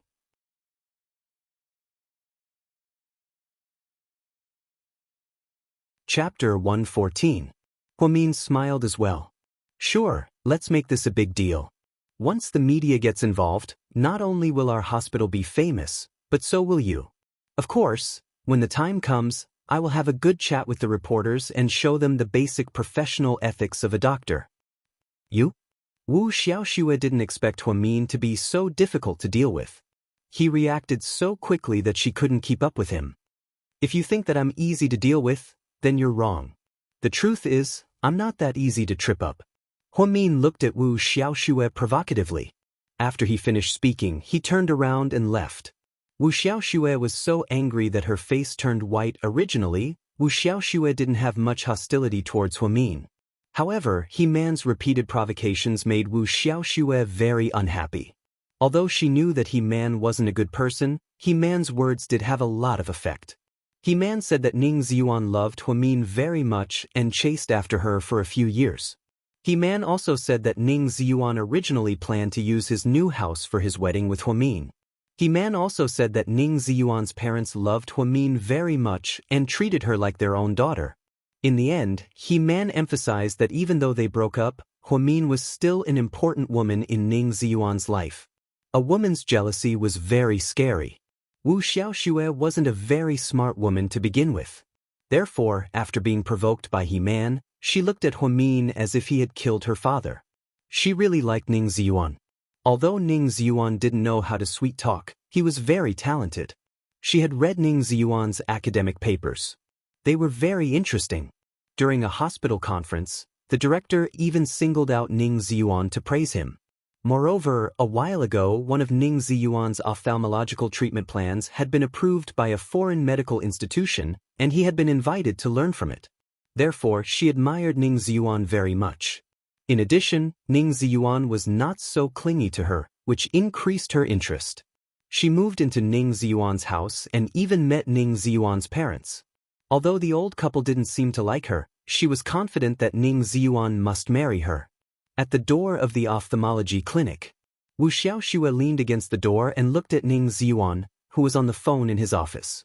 Then, Ning Ziyuan hung up the phone and saw her. He got up and walked over. "Why you here?" "Well, I'm not too busy today, so I came to see you." "Oh, come in and have a seat." Ning Ziyuan smiled. Wu Xiaoxue hugged Ning Ziyuan's neck coquettishly. "Ziyun, let's get married." Ning Ziyuan was obviously a little surprised because he hadn't thought about it. It was purely an accident that he got together with Wu Xiaoxue. Ever since he broke up with Huamin, he had been in a bad mood. The novelty of He-Man had also worn off, so after work, he drove to the bar to get drunk. Unexpectedly, he ran into Wu Xiaoxue. Wu Xiaoxue recognized him and came over to drink with him. Later, when both of them were drunk, something happened naturally. He thought it was a one-night stand, but he didn't expect Wu Xiaoxue to stick to him and drive to his new house. After thinking about it, Wu Xiaoxue was the niece of the hospital director after all, and it would be helpful to his career. Therefore, Ning Ziyuan quickly kicked He-Man away and hooked up with Wu Xiaoxue, becoming the hot topic of the hospital's gossip. However, although they were together, he really didn't have the idea of getting married.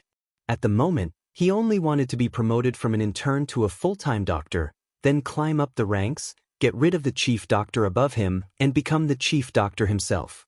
What's with that expression? Don't you want to? Wu Xiaoxue was obviously unhappy when she saw Ning Ziyuan's expression. No.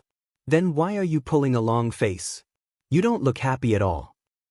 I'm just not ready yet. But I'm pregnant. Wu Xiaoxue pouted and acted coquettishly. What? Ning Ziyuan only felt a buzz in his head.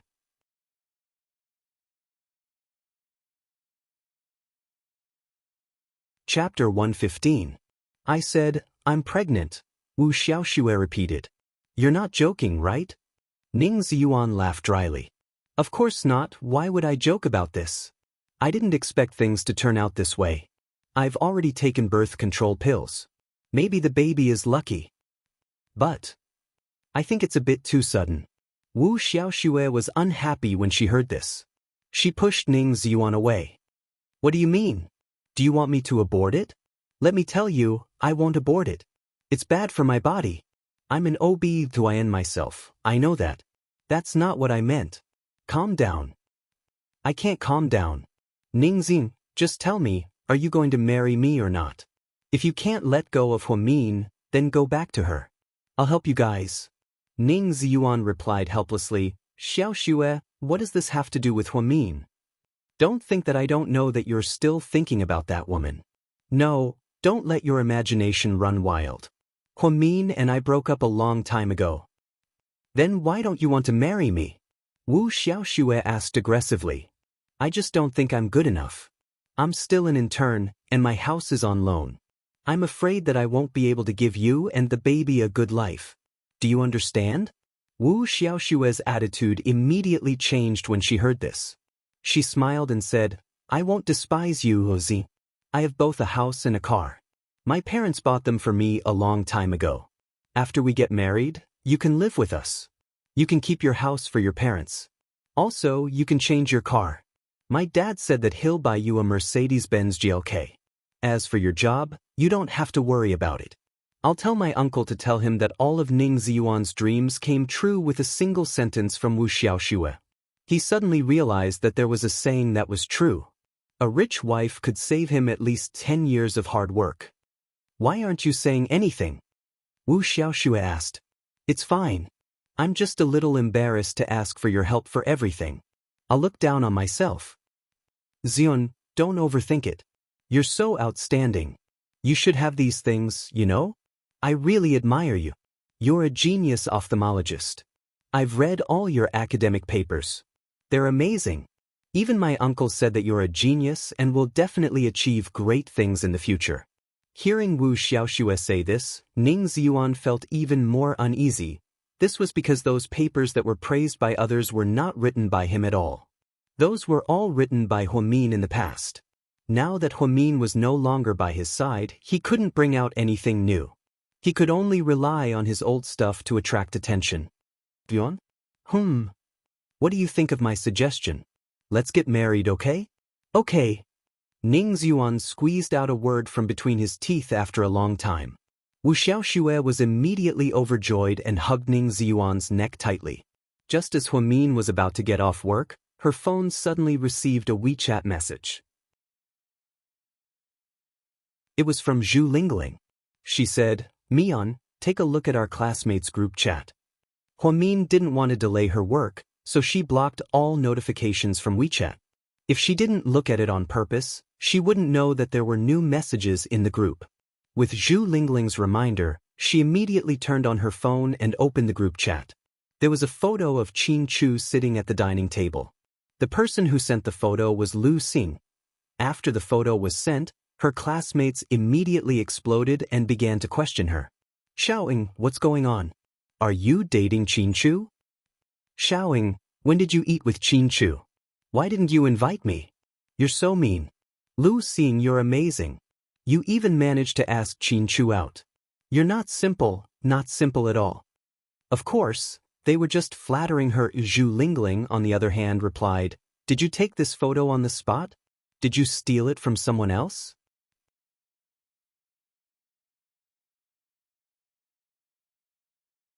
Chapter 116. This sentence obviously angered Lu Xing. She purposely replied to Zhu Lingling, "Last night, I went to Qin Chu's house with my dad to visit his parents. He happened to be home, so we had dinner together. Do you think I'd be so bored as to steal someone else's photos?" "Oh, so it was a business collaboration," Zhu Lingling replied. Obviously, everyone knew that Zhu Lingling and Huamin were best friends, so naturally, they wouldn't say anything nice to Lu Xing. "It wasn't a business collaboration, my dad didn't go there for business. Our families have always been good friends, and Qin Chu's new car was awesome. He even took me for a spin." "No photos, no truth," Zhu Lingling replied coldly. "I won't post all the photos, after all, it's a private matter between Qin Chu and me," Lu Xing bragged. Huamin felt a little uncomfortable upon seeing this. Last night, Qin Chu did come home a little late, and when he came back, he didn't look quite right. It turned out that he took Lu Xing for a spin. While Huamin was in a daze, Zhu Lingling sent him a WeChat message, asking, "Mian, is what she said true? Did your Qin Chu really have dinner with her? That woman is so disgusting." "I'm not sure, I never ask about Qin Chu's matters." "What are you talking about, aren't you married?" Zhu Lingling asked again. Huamin smiled bitterly and replied with a voice message, "You should know our relationship, we're not a loving couple. Anyways, it's weird. If you don't care about him, aren't you afraid that someone else will steal him away? You have to know how outstanding your Qin Chu is. I don't have a choice. If something like that happens, then I have a reason to get a divorce. That's pretty good." "Mian, are you telling the truth?" "Lingling, let's not talk about him. Let's talk about you. I haven't seen you for the past few days. I miss you so much. Come out for a meal." "Okay, I'll make a reservation. What do you want to eat?" Zhu Lingling was extremely happy. "It's my treat today. You can pick the place." "All right, madam. See you later." Huamin put down his phone and began to change. When he walked out of the hospital, Zhu Lingling sent him the address. Hilton Hotel Seafood Restaurant. Huamin took a taxi directly. When he arrived, Zhu Lingling had just arrived. "Madam, I'm going to rip you off today." "No problem, eat as much as you want." Huamin smiled. "It seems like Qin Chu treats you well. He can satisfy you endlessly with money," Zhu Lingling exclaimed. "His salary is transferred to my account every month. Although I didn't earn those years, I think he won't mind spending a little bit every now and then." Huamin smiled. She and Zhu Lingling were both seafood lovers. In the past, she didn't have much money, so Zhu Lingling always took the initiative to treat her.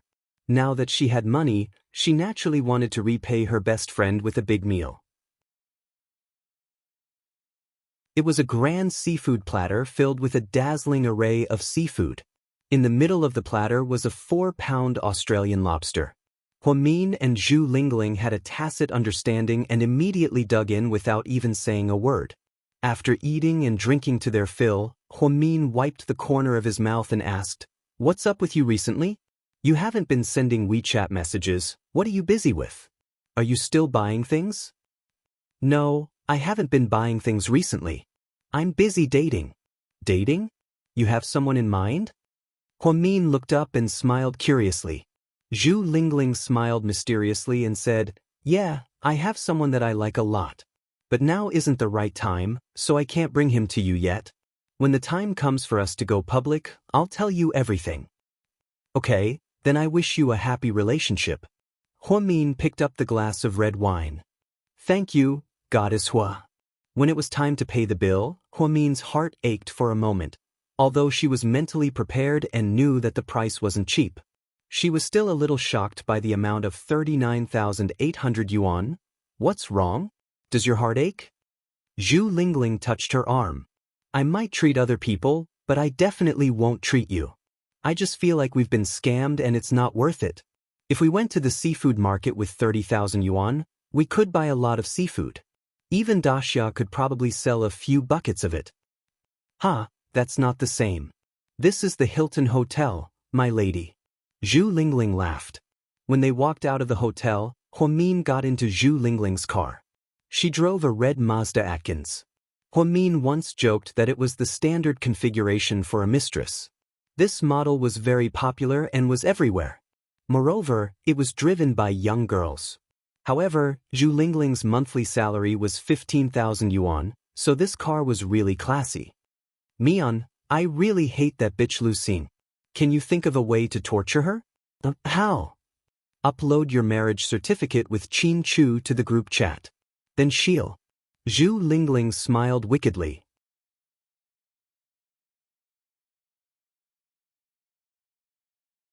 Chapter 117. I don't want that.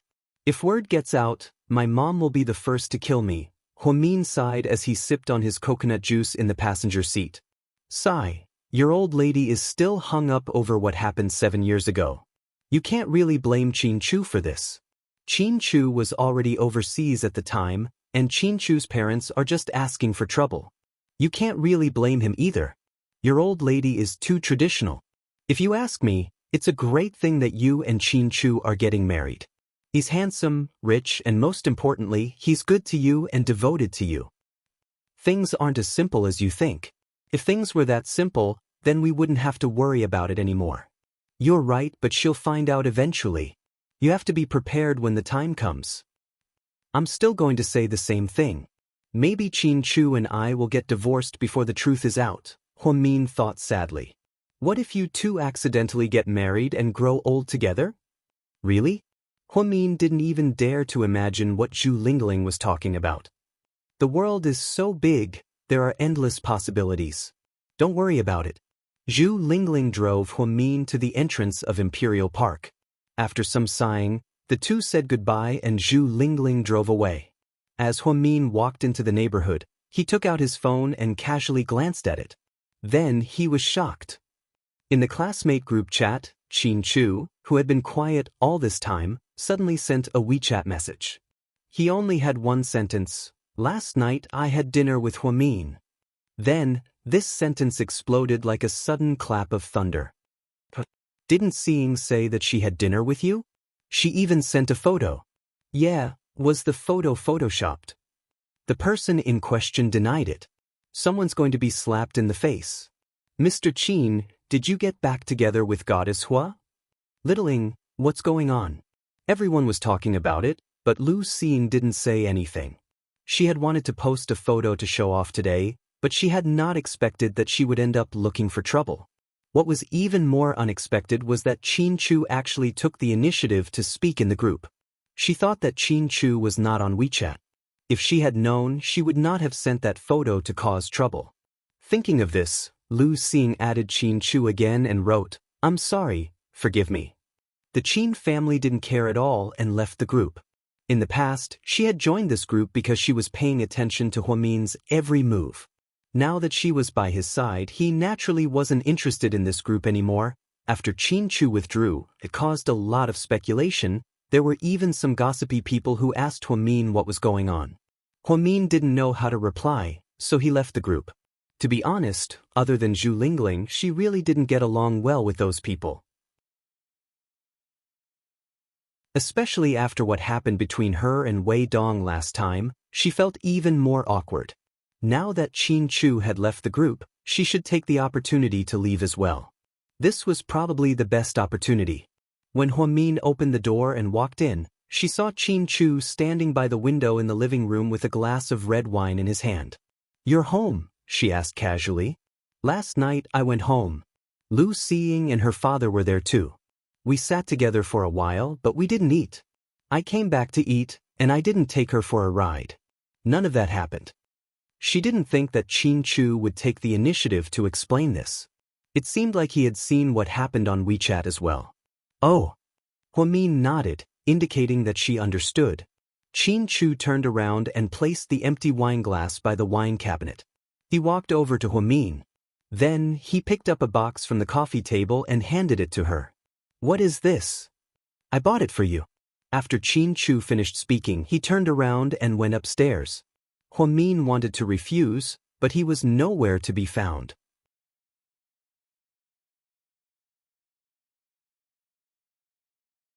Chapter 118. Huamin slowly opened the rectangular gift box. Inside was a brand new rose gold 6S. It turned out to be a phone. Huamin looked at her old 4S, which was discarded by her brother, He. She bought a 5 for Zhixin, so Zhixin gave this black 4S to Huamin. Huamin thought it was quite useful, so she kept using it. To her surprise, Qin Chu saw all of this and gave her a new one.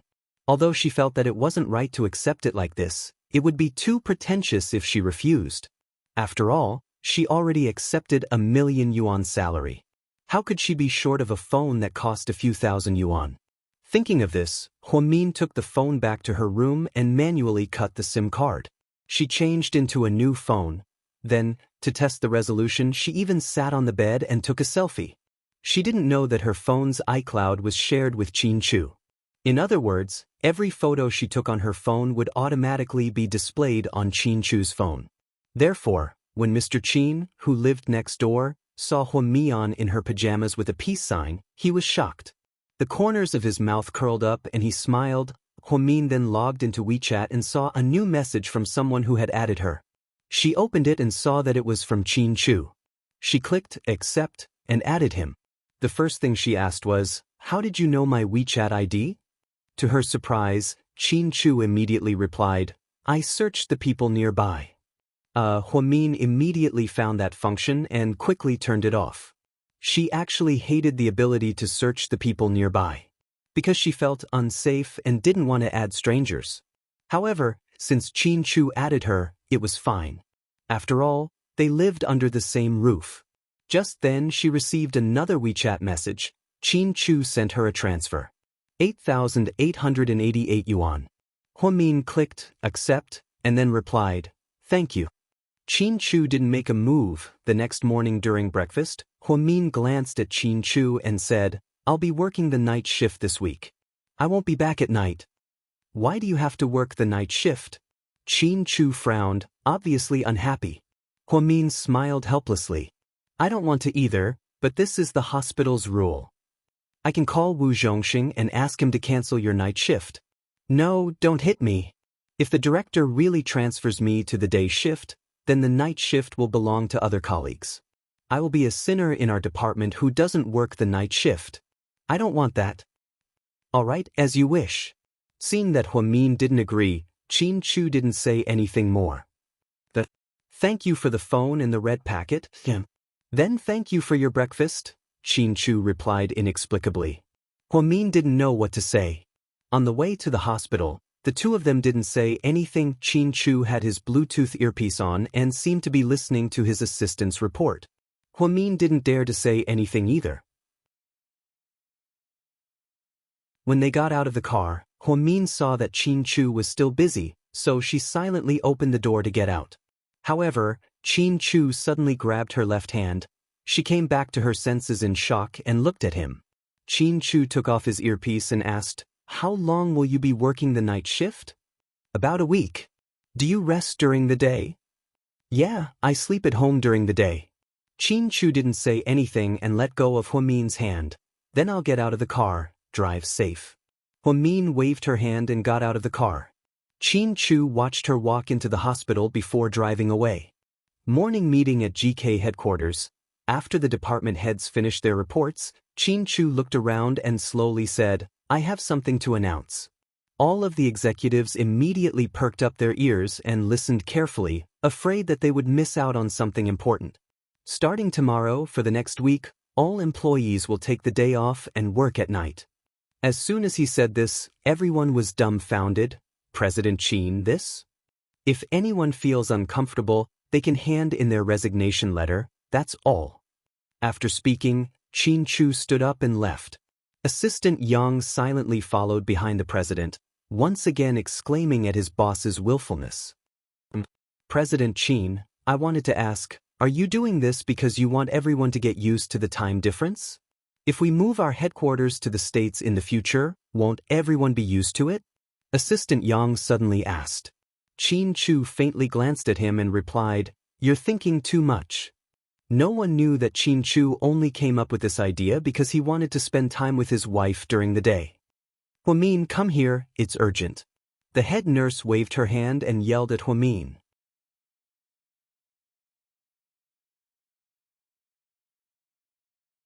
Chapter 119. Head nurse, what's wrong? Huamin jogged over to the head nurse, thinking that something had happened to the patient. "Hurry up and change, it's too late." The head nurse pushed Huamin into the changing room, leaving Huamin confused. "Head nurse, I'm still at work, why do I need to change? Didn't I say that I was going to introduce my cousin to you? He's here today at the coffee shop downstairs. Hurry up and change so you can talk to him. My cousin is very outstanding." The head nurse was used to being serious. Why was Huamian not used to gossiping? After Huamin changed, she finally sorted out her thoughts. The current situation was that the head nurse was going to introduce her to someone. Was she going to change into casual clothes and go on a blind date? But she was already married. Was it really appropriate for her to go on a blind date? With that thought, Huamin decided to come clean and tell the truth. After all, lying was not a good thing. Therefore, she opened her mouth and said, "Head nurse, the situation is like this. I think you might have misunderstood. I'm actually already..." Before she could say the word married, the head nurse interrupted her. "He's sitting by the window in the cafe downstairs. There's a young man in a white shirt. That's him. Hurry up and go. That's all." "Head nurse, the patient in room 5's water broke. Please arrange for an operating room," the other nurses anxiously shouted. "Okay, I'll be right there." Then, the head nurse patted Huamin on the shoulder and encouraged her, "Go, you can do it." "Hey, head nurse, I'm not done yet." Huamin looked conflicted. However, the head nurse had already left in a hurry. If she didn't go, then wouldn't it be rude to make him wait there? Clenching her teeth, Huamin decided to meet the head nurse's crazy cousin and explain everything to him face to face.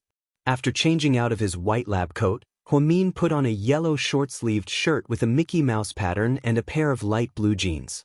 She didn't even have time to comb her hair. Her hair was spread out wantonly, giving off a fluffy feeling. The early summer wasn't that hot and humid. Occasionally, there would be a cool breeze. Huamian took a deep breath and walked into the coffee shop they had agreed to meet at. Sure enough, she saw a young man sitting by the window. He was dressed in white and sat there quietly. Huamin didn't even know her name. It was only because the head nurse had kindly introduced her that he was embarrassed to not come. "Hi, nice to meet you. I was introduced by the head nurse." Huamin mustered up the courage to greet her. The man turned around and glanced at Huamin. He nodded faintly. "Hello, please take a seat." Huamin then took a seat opposite him. What would you like to drink? Water is fine. Huamin smiled awkwardly. Waiter, give this lady a glass of lemonade. He made the decision. Then he glanced at Huamin and carefully studied her facial features and clothes. Then he slowly said, My cousin told you what I do for a living, right? She did. I'm a forensic doctor. Yes, I'm a forensic doctor. I was specially hired by the Ministry of Public Security. I studied forensic medicine at the University of Maryland in the United States. I'm the youngest forensic doctor in our province. May I know your name? Huamin was actually not interested in this person's profession at all. He just wanted to tell him the truth after knowing his name so that he wouldn't misunderstand. Perhaps he didn't expect the young lady sitting opposite him to be expressionless after hearing about his brilliant academic background. Instead, she calmly asked for his name.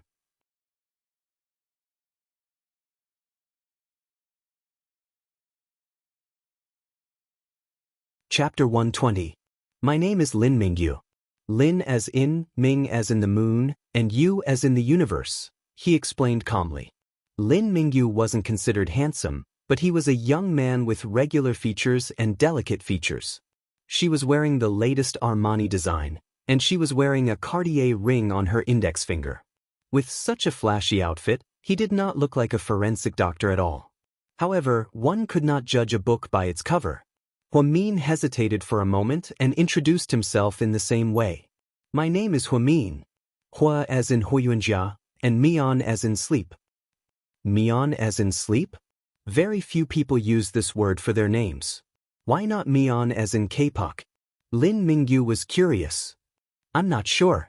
My mom gave it to me. Huamin was speechless. All right, Huamin.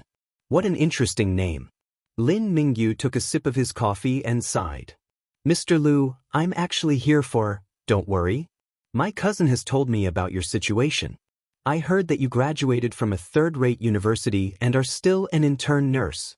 You only have a younger brother and a mother who live in the suburbs. Your brother is still in university and your mother runs a small supermarket, right? That's right. My family situation is like that. The head nurse treats me very well, so she thinks too highly of me. I don't think I'm good enough for someone like you. So, we're not suitable. Huamin was relieved that Lin Mingyu took the initiative to talk about this. After all, if it could be solved easily, he did not have to explain his situation. Unexpectedly, Lin Mingyu continued, I'm not such a superficial person. I don't care about conditions. My cousin said that you're a good person. You're serious and hardworking. I've seen your photo before and I think you're quite delicate and pretty. I don't ask for much from my future wife. As long as you're virtuous, it'll be fine because my income is very high. After we get married, you don't have to go to work at all. You can just stay at home and take care of the children. What do you think? I think you're thinking too far ahead. Huamin was a little speechless. Of course not. These things can be done immediately. You know the nature of my job. I'm very busy, so I don't have time to date. If I like the other party, I'll get married immediately. I don't want to waste time with each other. So, these are all very realistic problems. Everyone has their own opinions. What you said might be right for you, but it's not my standard. Anyway, the head nurse is kind and I'm very grateful to her. You're also very outstanding, but we're not suitable. Thank you for the coffee. I think I should be going. Huamin stood up apologetically. I think I should go. Seeing Huamian's reaction, Lin Mingyu felt a little uncomfortable. Did the blind date fail? Was he given a PSA by an unknown nurse? Mian. Huamian paused. I want to know, what do you not like about me? Lin Mingyu had gone on many blind dates. Most of the time, it was the girls who took the initiative to contact him. Lin Mingyu was a highly educated returnee. His parents were leaders and he came from a wealthy family. He drove an Audi Q5 and had an annual salary of 600,000. He had a house and a car. Wasn't this perfect? He did not understand. Huamin was just an intern nurse. His family was poor. Why was he acting so pretentious? I don't like anything about you, Huamin answered honestly. Then why are you in such a hurry to leave? You keep saying that we're not suitable for each other. Aren't you trying to eliminate me? Lin Mingyu asked unhappily.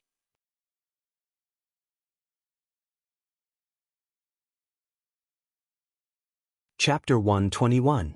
Eliminated? I don't think so. It's just that our education and background are too different. We're not compatible at all, so there's no need to continue the conversation. But I don't mind. But I mind, Huamin said with a smile. When Huamin smiled, faint dimples appeared on both sides of her cheeks. It was very beautiful. Lin Mingyu admitted that he did not think highly of this intern nurse before he came for the blind date. He just wanted to give face to his cousin. However, after interacting with her, he realized that this nurse was different. If I don't mind, why do you mind? Lin Mingyu asked gloomily. Because I know my place. Huamin continued to smile. It's good to know your place, but it also depends on the situation. I've already made it very clear that I don't mind that you don't know anything. If you're afraid that you won't have a common language with me because my job is too special, I won't blame you.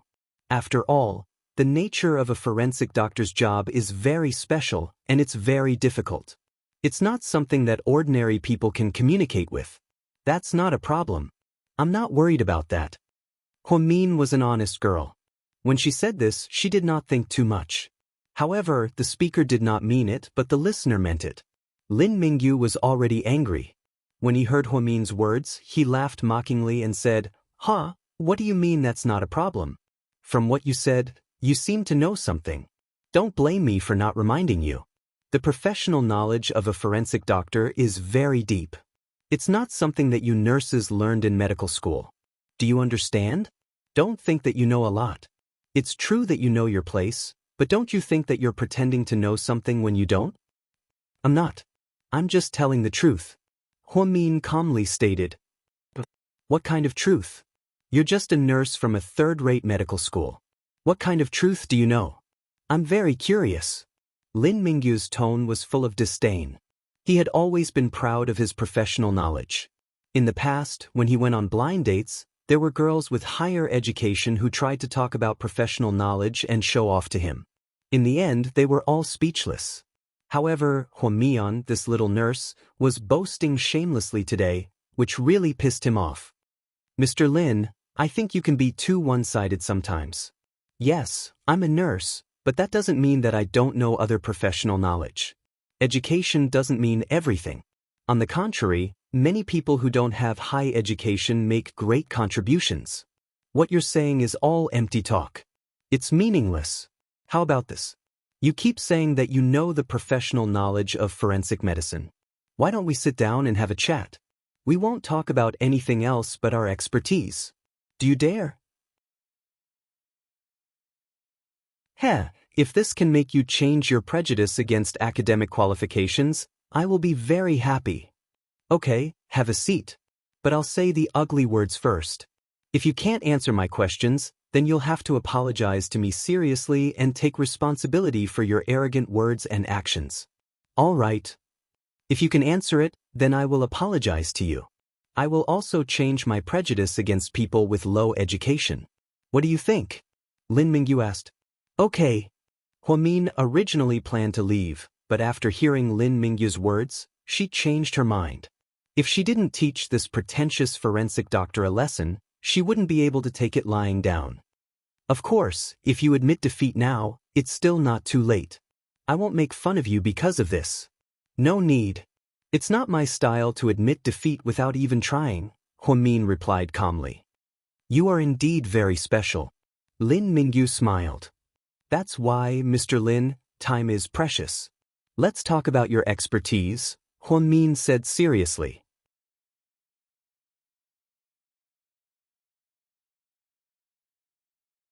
Chapter 122. The corners of Lin Mingyu's mouth twitched into a mocking smile. Then he rested his chin on his hands and stared into Huamin's eyes. "You should know the nature of our work as a forensic doctor. We need to extract the appropriate materials for chemical and biological examinations according to the needs. Then, we need to conduct clinical examinations to observe the living body, determine the physiological and pathological conditions of the living body, solve the medical liability in medical accidents, and prevent infectious diseases, poisoning, etc. During this process, we will come into contact with 3 research methods, including chemical research methods, biological research methods, and physical research methods. What are these 3 methods? Of course, if you can't tell me everything, just give me a few representative ones, and I'll consider you a pass. Lin Mingyu thought that Huamin would be confused after he asked these questions because it was too professional. Unexpectedly, after Huamin listened carefully, he looked at Lin Mingyu's face and replied, "Chemical research methods include the use of chemical analysis methods to determine the qualitative and quantitative nature of poisons, the testing of feces and vomit for toxins, the use of chemical methods to determine whether there are bloodstains, and the use of biological methods to check the human body's enzyme types and genetic fingerprints, including DNA technology to identify individuals." Hearing this, Lin Mingyu was slightly surprised. He didn't expect this little nurse to know so much. Then, Huamin continued, "The biological research method is more interesting. In fact, it's the use of immune serology to identify the species and blood type of blood, semen, other liquid spots, secretions, bones, and hair of individuals and animals. The theory and technology of microbiology are used to study the bacteria and pathology of the relevant materials. It also includes the study of the age, gender, and racial characteristics of the corpses." "That's right." Lin Mingyu nodded. He pretended to be calm and suppressed the surprise in his heart. Huamin glanced at him and said, "As for the last physical research, it's also one that I'm very interested in. It's the use of physical instruments to determine the strength of the skin and bones, the use of X-ray technology to determine the age of the body's foreign bodies and bones, the use of gas chromatography, ultraviolet, red spectrophotometry, mass spectrometry, magnetic resonance technology, neutron activation technology, and so on to qualitatively and quantitatively analyze poisons and drugs, and the use of spectral analysis, electrophoresis technology, and microscopy technology to examine the forensic evidence." "Hey, I'm done." "You didn't miss a single word." Lin Mingyu's gaze at Huamin had changed. There was no longer the contempt from before. Instead, it was replaced by shock and even dumbfounded. Do you still teach nurses these theories in medical school?" Lin Mingyu's voice. "How is that possible? I'm interested in medical science, of the human body's anatomy, and I've also studied neurosurgery and ophthalmology. I've read a lot of related books. And of the human bodies, of course, of the human body, of the human body. The human's human body. Of the medical knowledge. Then, to every, to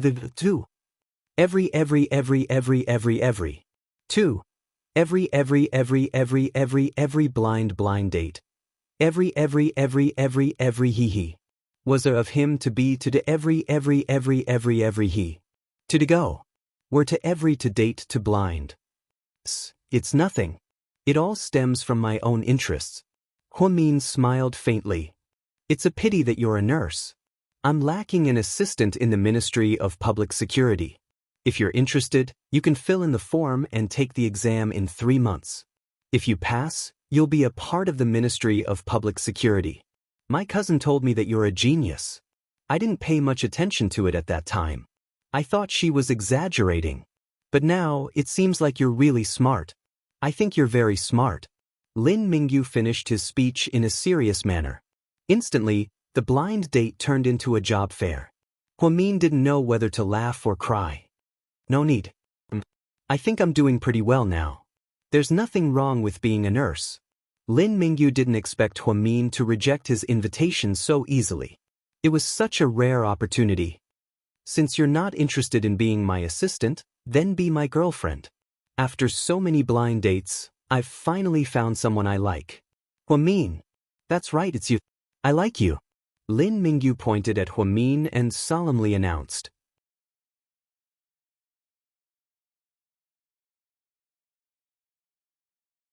Chapter 123. Mr. Lu, I'm really sorry, but I can't agree to your request. Huamin originally wanted to teach Lin Mingyu a lesson for being pretentious and looking down on people with low academic qualifications. He didn't expect that Lin Mingyu would take a liking to him and even ask to be his girlfriend. But aren't we suitable for each other? You know so much about forensics, we'll have a lot of common topics to talk about. After we get married, I can even send you to the United States to further your studies and get a medical license. With your talent, it's entirely possible for you to become an ophthalmologist or a brain surgeon. You're so young, you should have these dreams, right? You misunderstood. My dream is to be a normal nurse. I'm very happy right now. I don't want to further my studies, and I definitely don't want to get a medical license. Why?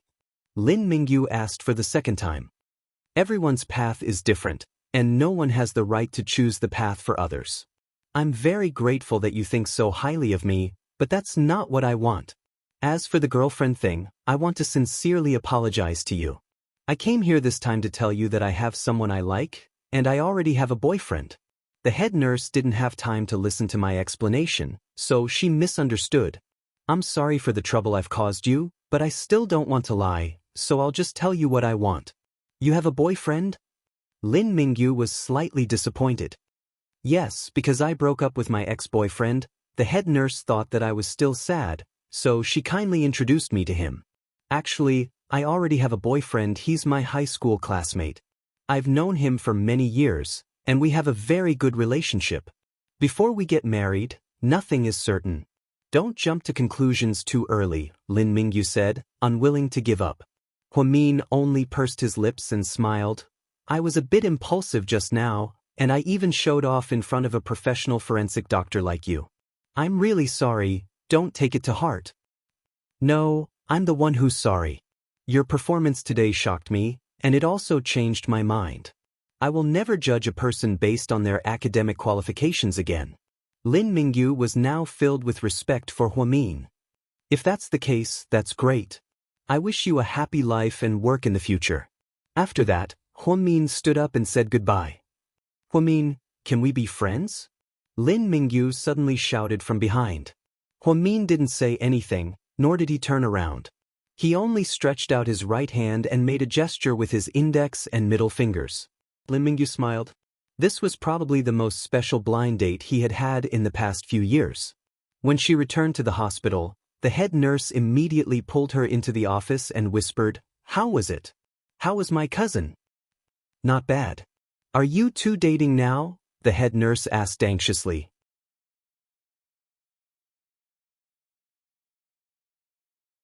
No, I'm sorry, head nurse, we're not compatible." The head nurse was slightly disappointed. "It's okay. I'll introduce you to someone better in the future." "No need, I already have someone I like, head nurse." "So fast? Who is it?" "Of my high school classmate." "You kids, seriously, why do you all want to go back to the same old grass? High school classmate, middle school classmate, what's the point?" the head nurse exclaimed. Huamin only smiled. That night, while they were having dinner at the hospital cafeteria, Huamin and Huang Yu were chatting. Then, a female doctor next to them was chatting, which caught Huamin's attention. She said, "GK's new president is crazy. He announced that for the next week, he'll be off during the day and working at night. What a weirdo. My boyfriend has to work overtime because of him. I finally didn't have to work the night shift this week, but now it's his turn." "That's crazy. How come this is the first time I've heard of a company that works at night? It's not like it's a flow-through processing plant. Why do we have to work at night? Isn't that torture?" Huamin's heart skipped a beat upon hearing this. Did Qin Chu's order have something to do with her? At this thought, she took out her phone and quietly sent a WeChat message to Qin Chu.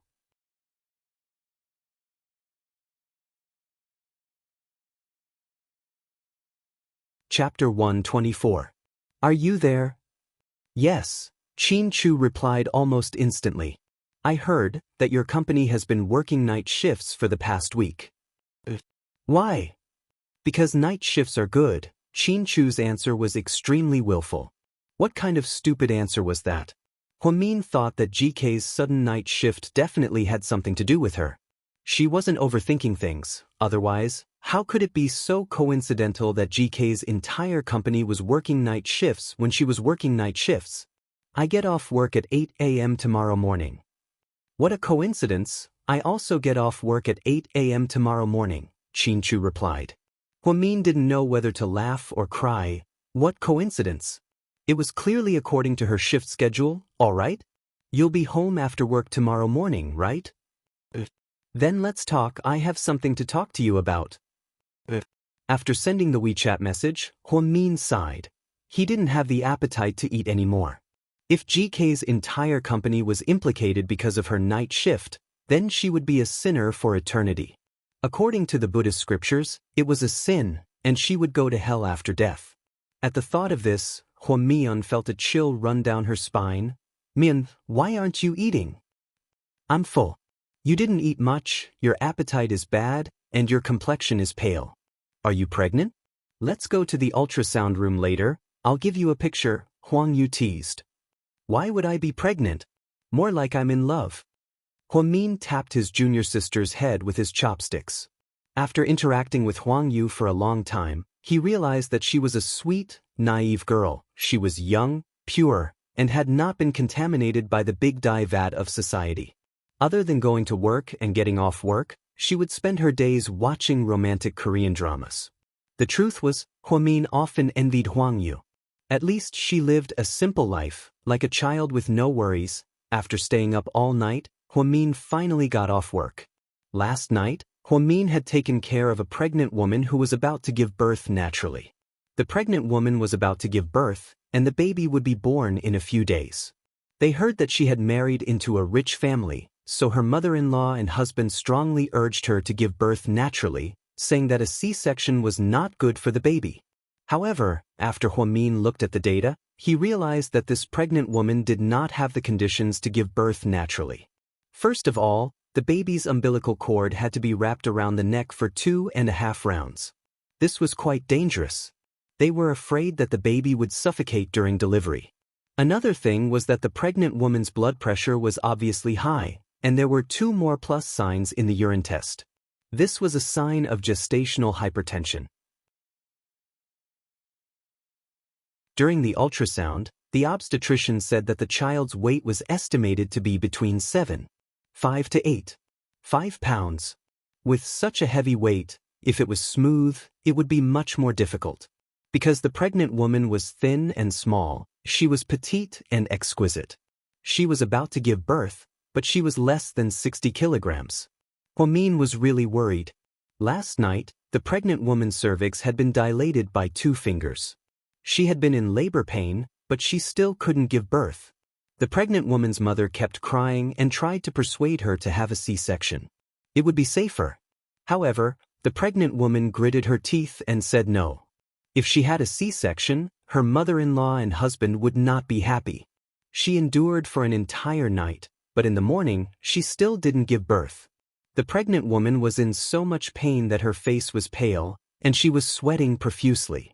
Huamin's heart ached when he saw this. Huamin, let's get off work. I'll take care of this pregnant woman, said the young nurse who took over the shift. Lin, keep an eye on her. If there's any danger, immediately tell Dr. Wu to help her deliver the baby. Her situation is very complicated, so don't delay it. Don't worry, I know. Huamin got off work worriedly. However, as soon as she walked out of the hospital, she heard the sound of a car horn. She immediately looked up and saw that Xianxia had gotten into that low-key white CC again. Why you here? Huamin was a little surprised. He said he would meet her at home, but he came to the hospital to wait for her.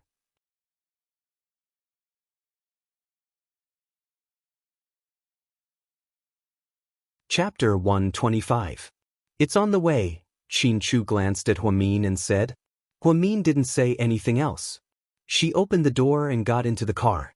After a night of exhaustion, she was mentally and physically exhausted, so after getting into the car, she closed her eyes and rested. Xianxia didn't say anything. Instead, he turned on the music in the car. A melodious sound came from the car. It was a song by Shui Munyan. I woke up crying because I dreamed of you leaving. I watched the night wind blow through the window. Could you feel my love? When I grow old, would you still be by my side? I watched the lies and vows slowly drift away with the past. So many people admired your face when you were young. But who was willing to endure the merciless changes of time? So many people came and went in your life. But I'll always be by your side. Huamin was going to sleep, but after hearing this song, she woke up. Although she was born in the 90s, she didn't chase after celebrities. She just liked listening to old songs, especially those that were popular in high school. Previously, she had a USB drive with many of her favorite songs downloaded from it. Later, when she moved in a hurry, Qin Chu didn't let her bring anything, so she lost it. Now that she thought about it, it was quite regretful. She remembered that the first song on the USB drive was Shui Munyan's My Life With You. She didn't think that she would be able to hear it in Qin Chu's car. It was quite a surprise. But when she heard that the next song was Lu Ruing's When Love Is Near, Huamin couldn't stay calm. She opened her eyes and asked, "The order of your songs is the same as mine. What a coincidence." This USB flash drive was found in the old house you used to live in. Ah. Hearing Qin Chu's words, Huamin was shocked again. "So, you took my USB drive and didn't tell me? And you didn't even tell me. Do you know how rude you are?" Huamian was a little angry. "I'm using my own things. How can you call that rude?" Qin Chu quibbled. "Please, this is mine, okay?" Huamin argued. "We're husband and wife. All our assets are shared. What's yours is mine," Qin Chu announced domineeringly. Huamin held his breath and retorted, "So that means I own half of GK Corporation. I'm sitting at home now, so I'm a billionaire." "That's right," Qin Chu replied lightly. He didn't care about property at all. Therefore, he did not do any premarital property notarization at all. Especially for Huamin, he was willing to give anything. Seeing how easily Qin Chu answered, Huamin didn't have the heart to continue arguing with him. He just sighed slightly. "Qin Chu, don't let GK's employees work night shifts. Who in the office would stay up all night? That's nonsense. You called me here to talk about this?" Qin Chu raised his eyebrows, clearly unhappy. "Yeah, I accidentally heard about it when I was eating in the cafeteria. There are so many people in GK. Do you know how many people your decision will affect? I don't want that. You're not a child, so you can't be so willful. Hurry up and change the time." "Sure." Seeing how easily Qin Chu answered, Huamin wondered why he was so easygoing. Then he added, "Unless you kiss me." "Come on, they're your employees. What does that have to do with me?" Huamin was speechless. "It's true that GK's employees are my employees, but I'm your husband. If you make me happy, I'll change their time." Seeing how shameless Qin Chu was, Huamin had no choice but to quickly kiss him on the cheek. "Okay, hurry up and call everyone to change their shifts. I didn't ask you to kiss my cheek. Why did you have to act on your own?" Qin Chu looked at Huamin in confusion. "Chu, you bastard." Huamin gritted his teeth and glared at him. "Let's do it again. This time, you have to kiss my cheek," Qin Chu ordered domineeringly.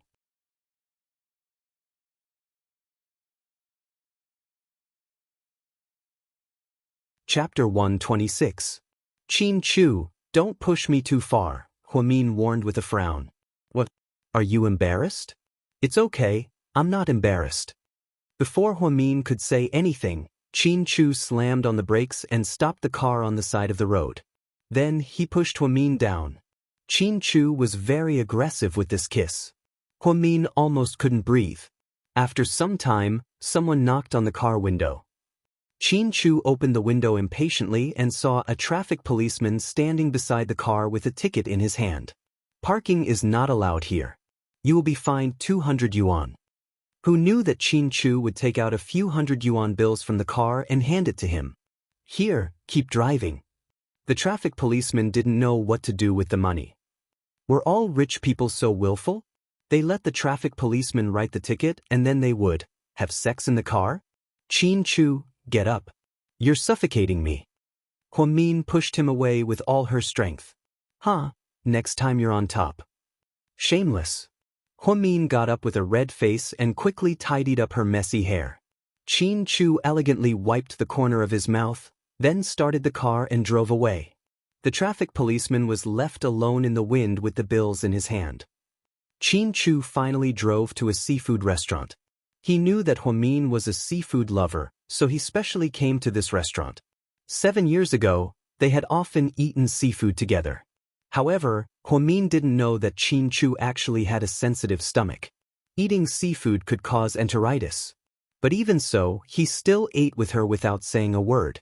The two of them ordered a table full of food, all of which were Huamin's favorites. Isn't this a bit too extravagant?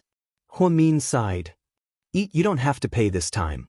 Qin Chu's mouth twitched. That's not what I meant. I just think it's a waste not to finish it. Then finish it. Are you really? Huamin felt that sometimes he really couldn't communicate with Qin Chu. Who knew what kind of nonsense was in this guy's head? Sometimes his answers were so infuriating. This seafood restaurant was very famous in Sea City, and the environment was also very high-end. A meal would cost at least tens of thousands of yuan, so there were not many people there. Most of them were rich people. Huamin did not expect to meet Wuxia in this place. It was truly a small world. Hi, little sister Mian. He always greeted her with a smile. Wuxia was hugging a girl with a hot body and big breasts. Obviously, she was not the one he met at the hospital last time. As for Wuxia's private life, Huamin knew that Huamin was very indecent. He often changed female partners and often appeared in the entertainment headlines. The paparazzi were going to dig up the so-called four princes of the nation. Wuxia also did not expect to meet Huamin here. Most importantly, the person beside Huamin was Qin Chu. I didn't expect to see you two together again. Wuxia smiled. Qin Chu did not even raise his head. He only replied coldly, you should be glad that you can see this in your lifetime. What a surprise. Are you guys rekindling your old flame? Wuxia's smile was a little complicated. Huamin raised his head and said impolitely, what does it have to do with you? As her brother, I naturally have to care about my sister's marriage. I've been preparing for Dad's birthday party. You'll come, right? Are you kidding me? What does it have to do with me? You're so heartless. Dad will be disappointed. He won't. Hua Yanyan is enough for him. He won't care if I'm heartless or not. After we met last time, Dad asked me a lot about you. I can tell that he really wants you to come back. That's impossible. He won't even think about it, Huamin said firmly. It seems like you don't want to come back to the Hua family now that you have someone to rely on.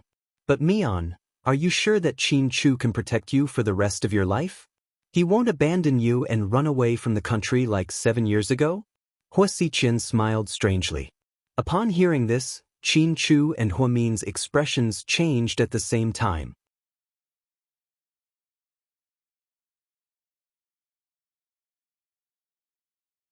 Chapter 127. Huamin threw her lobster fork onto the table with a clang. She stood up and said, what right do you have to tell me what to do? Oh, look, my dearest little sister is angry. She's so charming when she's angry. Huamin was very angry and wanted to say more, but Qin Chu grabbed her waist and said, Mian, let's go. Huamin was still angry when they walked out of the restaurant. Why did you pull me away? I should have taught him a lesson. Listen to me, avoid him from now on. Don't get close to him, he's very complicated. Qin Chu had always thought of Wuxia as a very dangerous person, so he didn't allow Huamin to get close to her. The truth was Huamin had always been avoiding him, but he was always there. 7 years ago, he was still like this 7 years later. Young Master Hua, who was that woman? She's my little sister. Wuxia smiled. Don't you only have one sister, Yin? The woman was a bit surprised as she looked at Wuxia. Yeah, she's also my little sister, my dearest little sister. Wuxia smiled. Because of Wuxia's interference, the seafood feast was ruined. What a pity. We paid for the food but we didn't eat it. What a pity. Huamin pouted in the car. I told them to pack it up and send it home.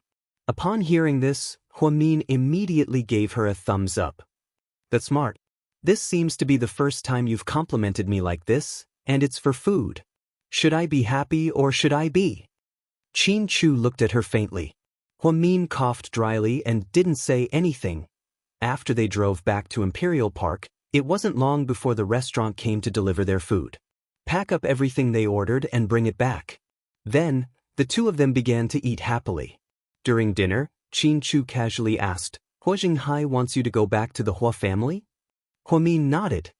"When Grandma passed away, he asked me about it, but I rejected him. Think about it, he didn't care about me for so many years. Now that I'm all grown up, he came to find me. Don't you think it's funny? He might have a reason for looking for you," Qin Chu analyzed. "Of course, I'm guessing it's about the inheritance rights. Right now, the whole corporation is in the hands of Hua Xiqian. Even though he's only the vice president, I heard that Hua Jinghai has been stripped of his position and can no longer control his eldest son. Over the past few years, Jiang Hong and her adopted son have been secretly infiltrating the corporation, winning over people's hearts and bribing the board of directors. It's only a matter of time before they get rid of Xinjiani and her children. Hua Jinghai probably saw this coming, so he planned to use me to go back and rightfully give me some shares. Then he'll give them to Xinjiani, which will be enough to protect them from being kicked out of the board of directors. I thought you didn't pay attention to these things. I didn't expect you to investigate so thoroughly." Qin Chu always knew that Huamin was shockingly smart, so he wasn't surprised when she acted this way. "I don't need to investigate this. I can tell just by looking at the financial news. It's only a matter of time before the Hua family's inheritance fight happens. Even biological brothers will fight, not to mention that they're not even born from the same mother. Hua Xiqian is adopted, so if he inherits the power, Hua Jinghai won't be satisfied.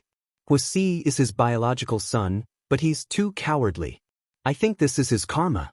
Now that he wants to use me to protect his second wife, there's no way. I'm not an easy person to deal with." Qin Chu nodded, agreeing with Huamin. "The Hua Corporation's money isn't that attractive, but if you want, I can buy it over at any time," Qin Chu said casually. Huamin shook her head. "No need. I'm not interested in the Hua Corporation at all." The two chatted as they ate. After Huamin finished cleaning up and was about to go upstairs, she noticed that Qin Chu's face was pale and weak. "What's wrong? You don't look good," she asked worriedly. "You're tuning in to the Wang Lin's Journey YouTube channel. Don't forget to subscribe and join us on this journey to catch the most captivating stories.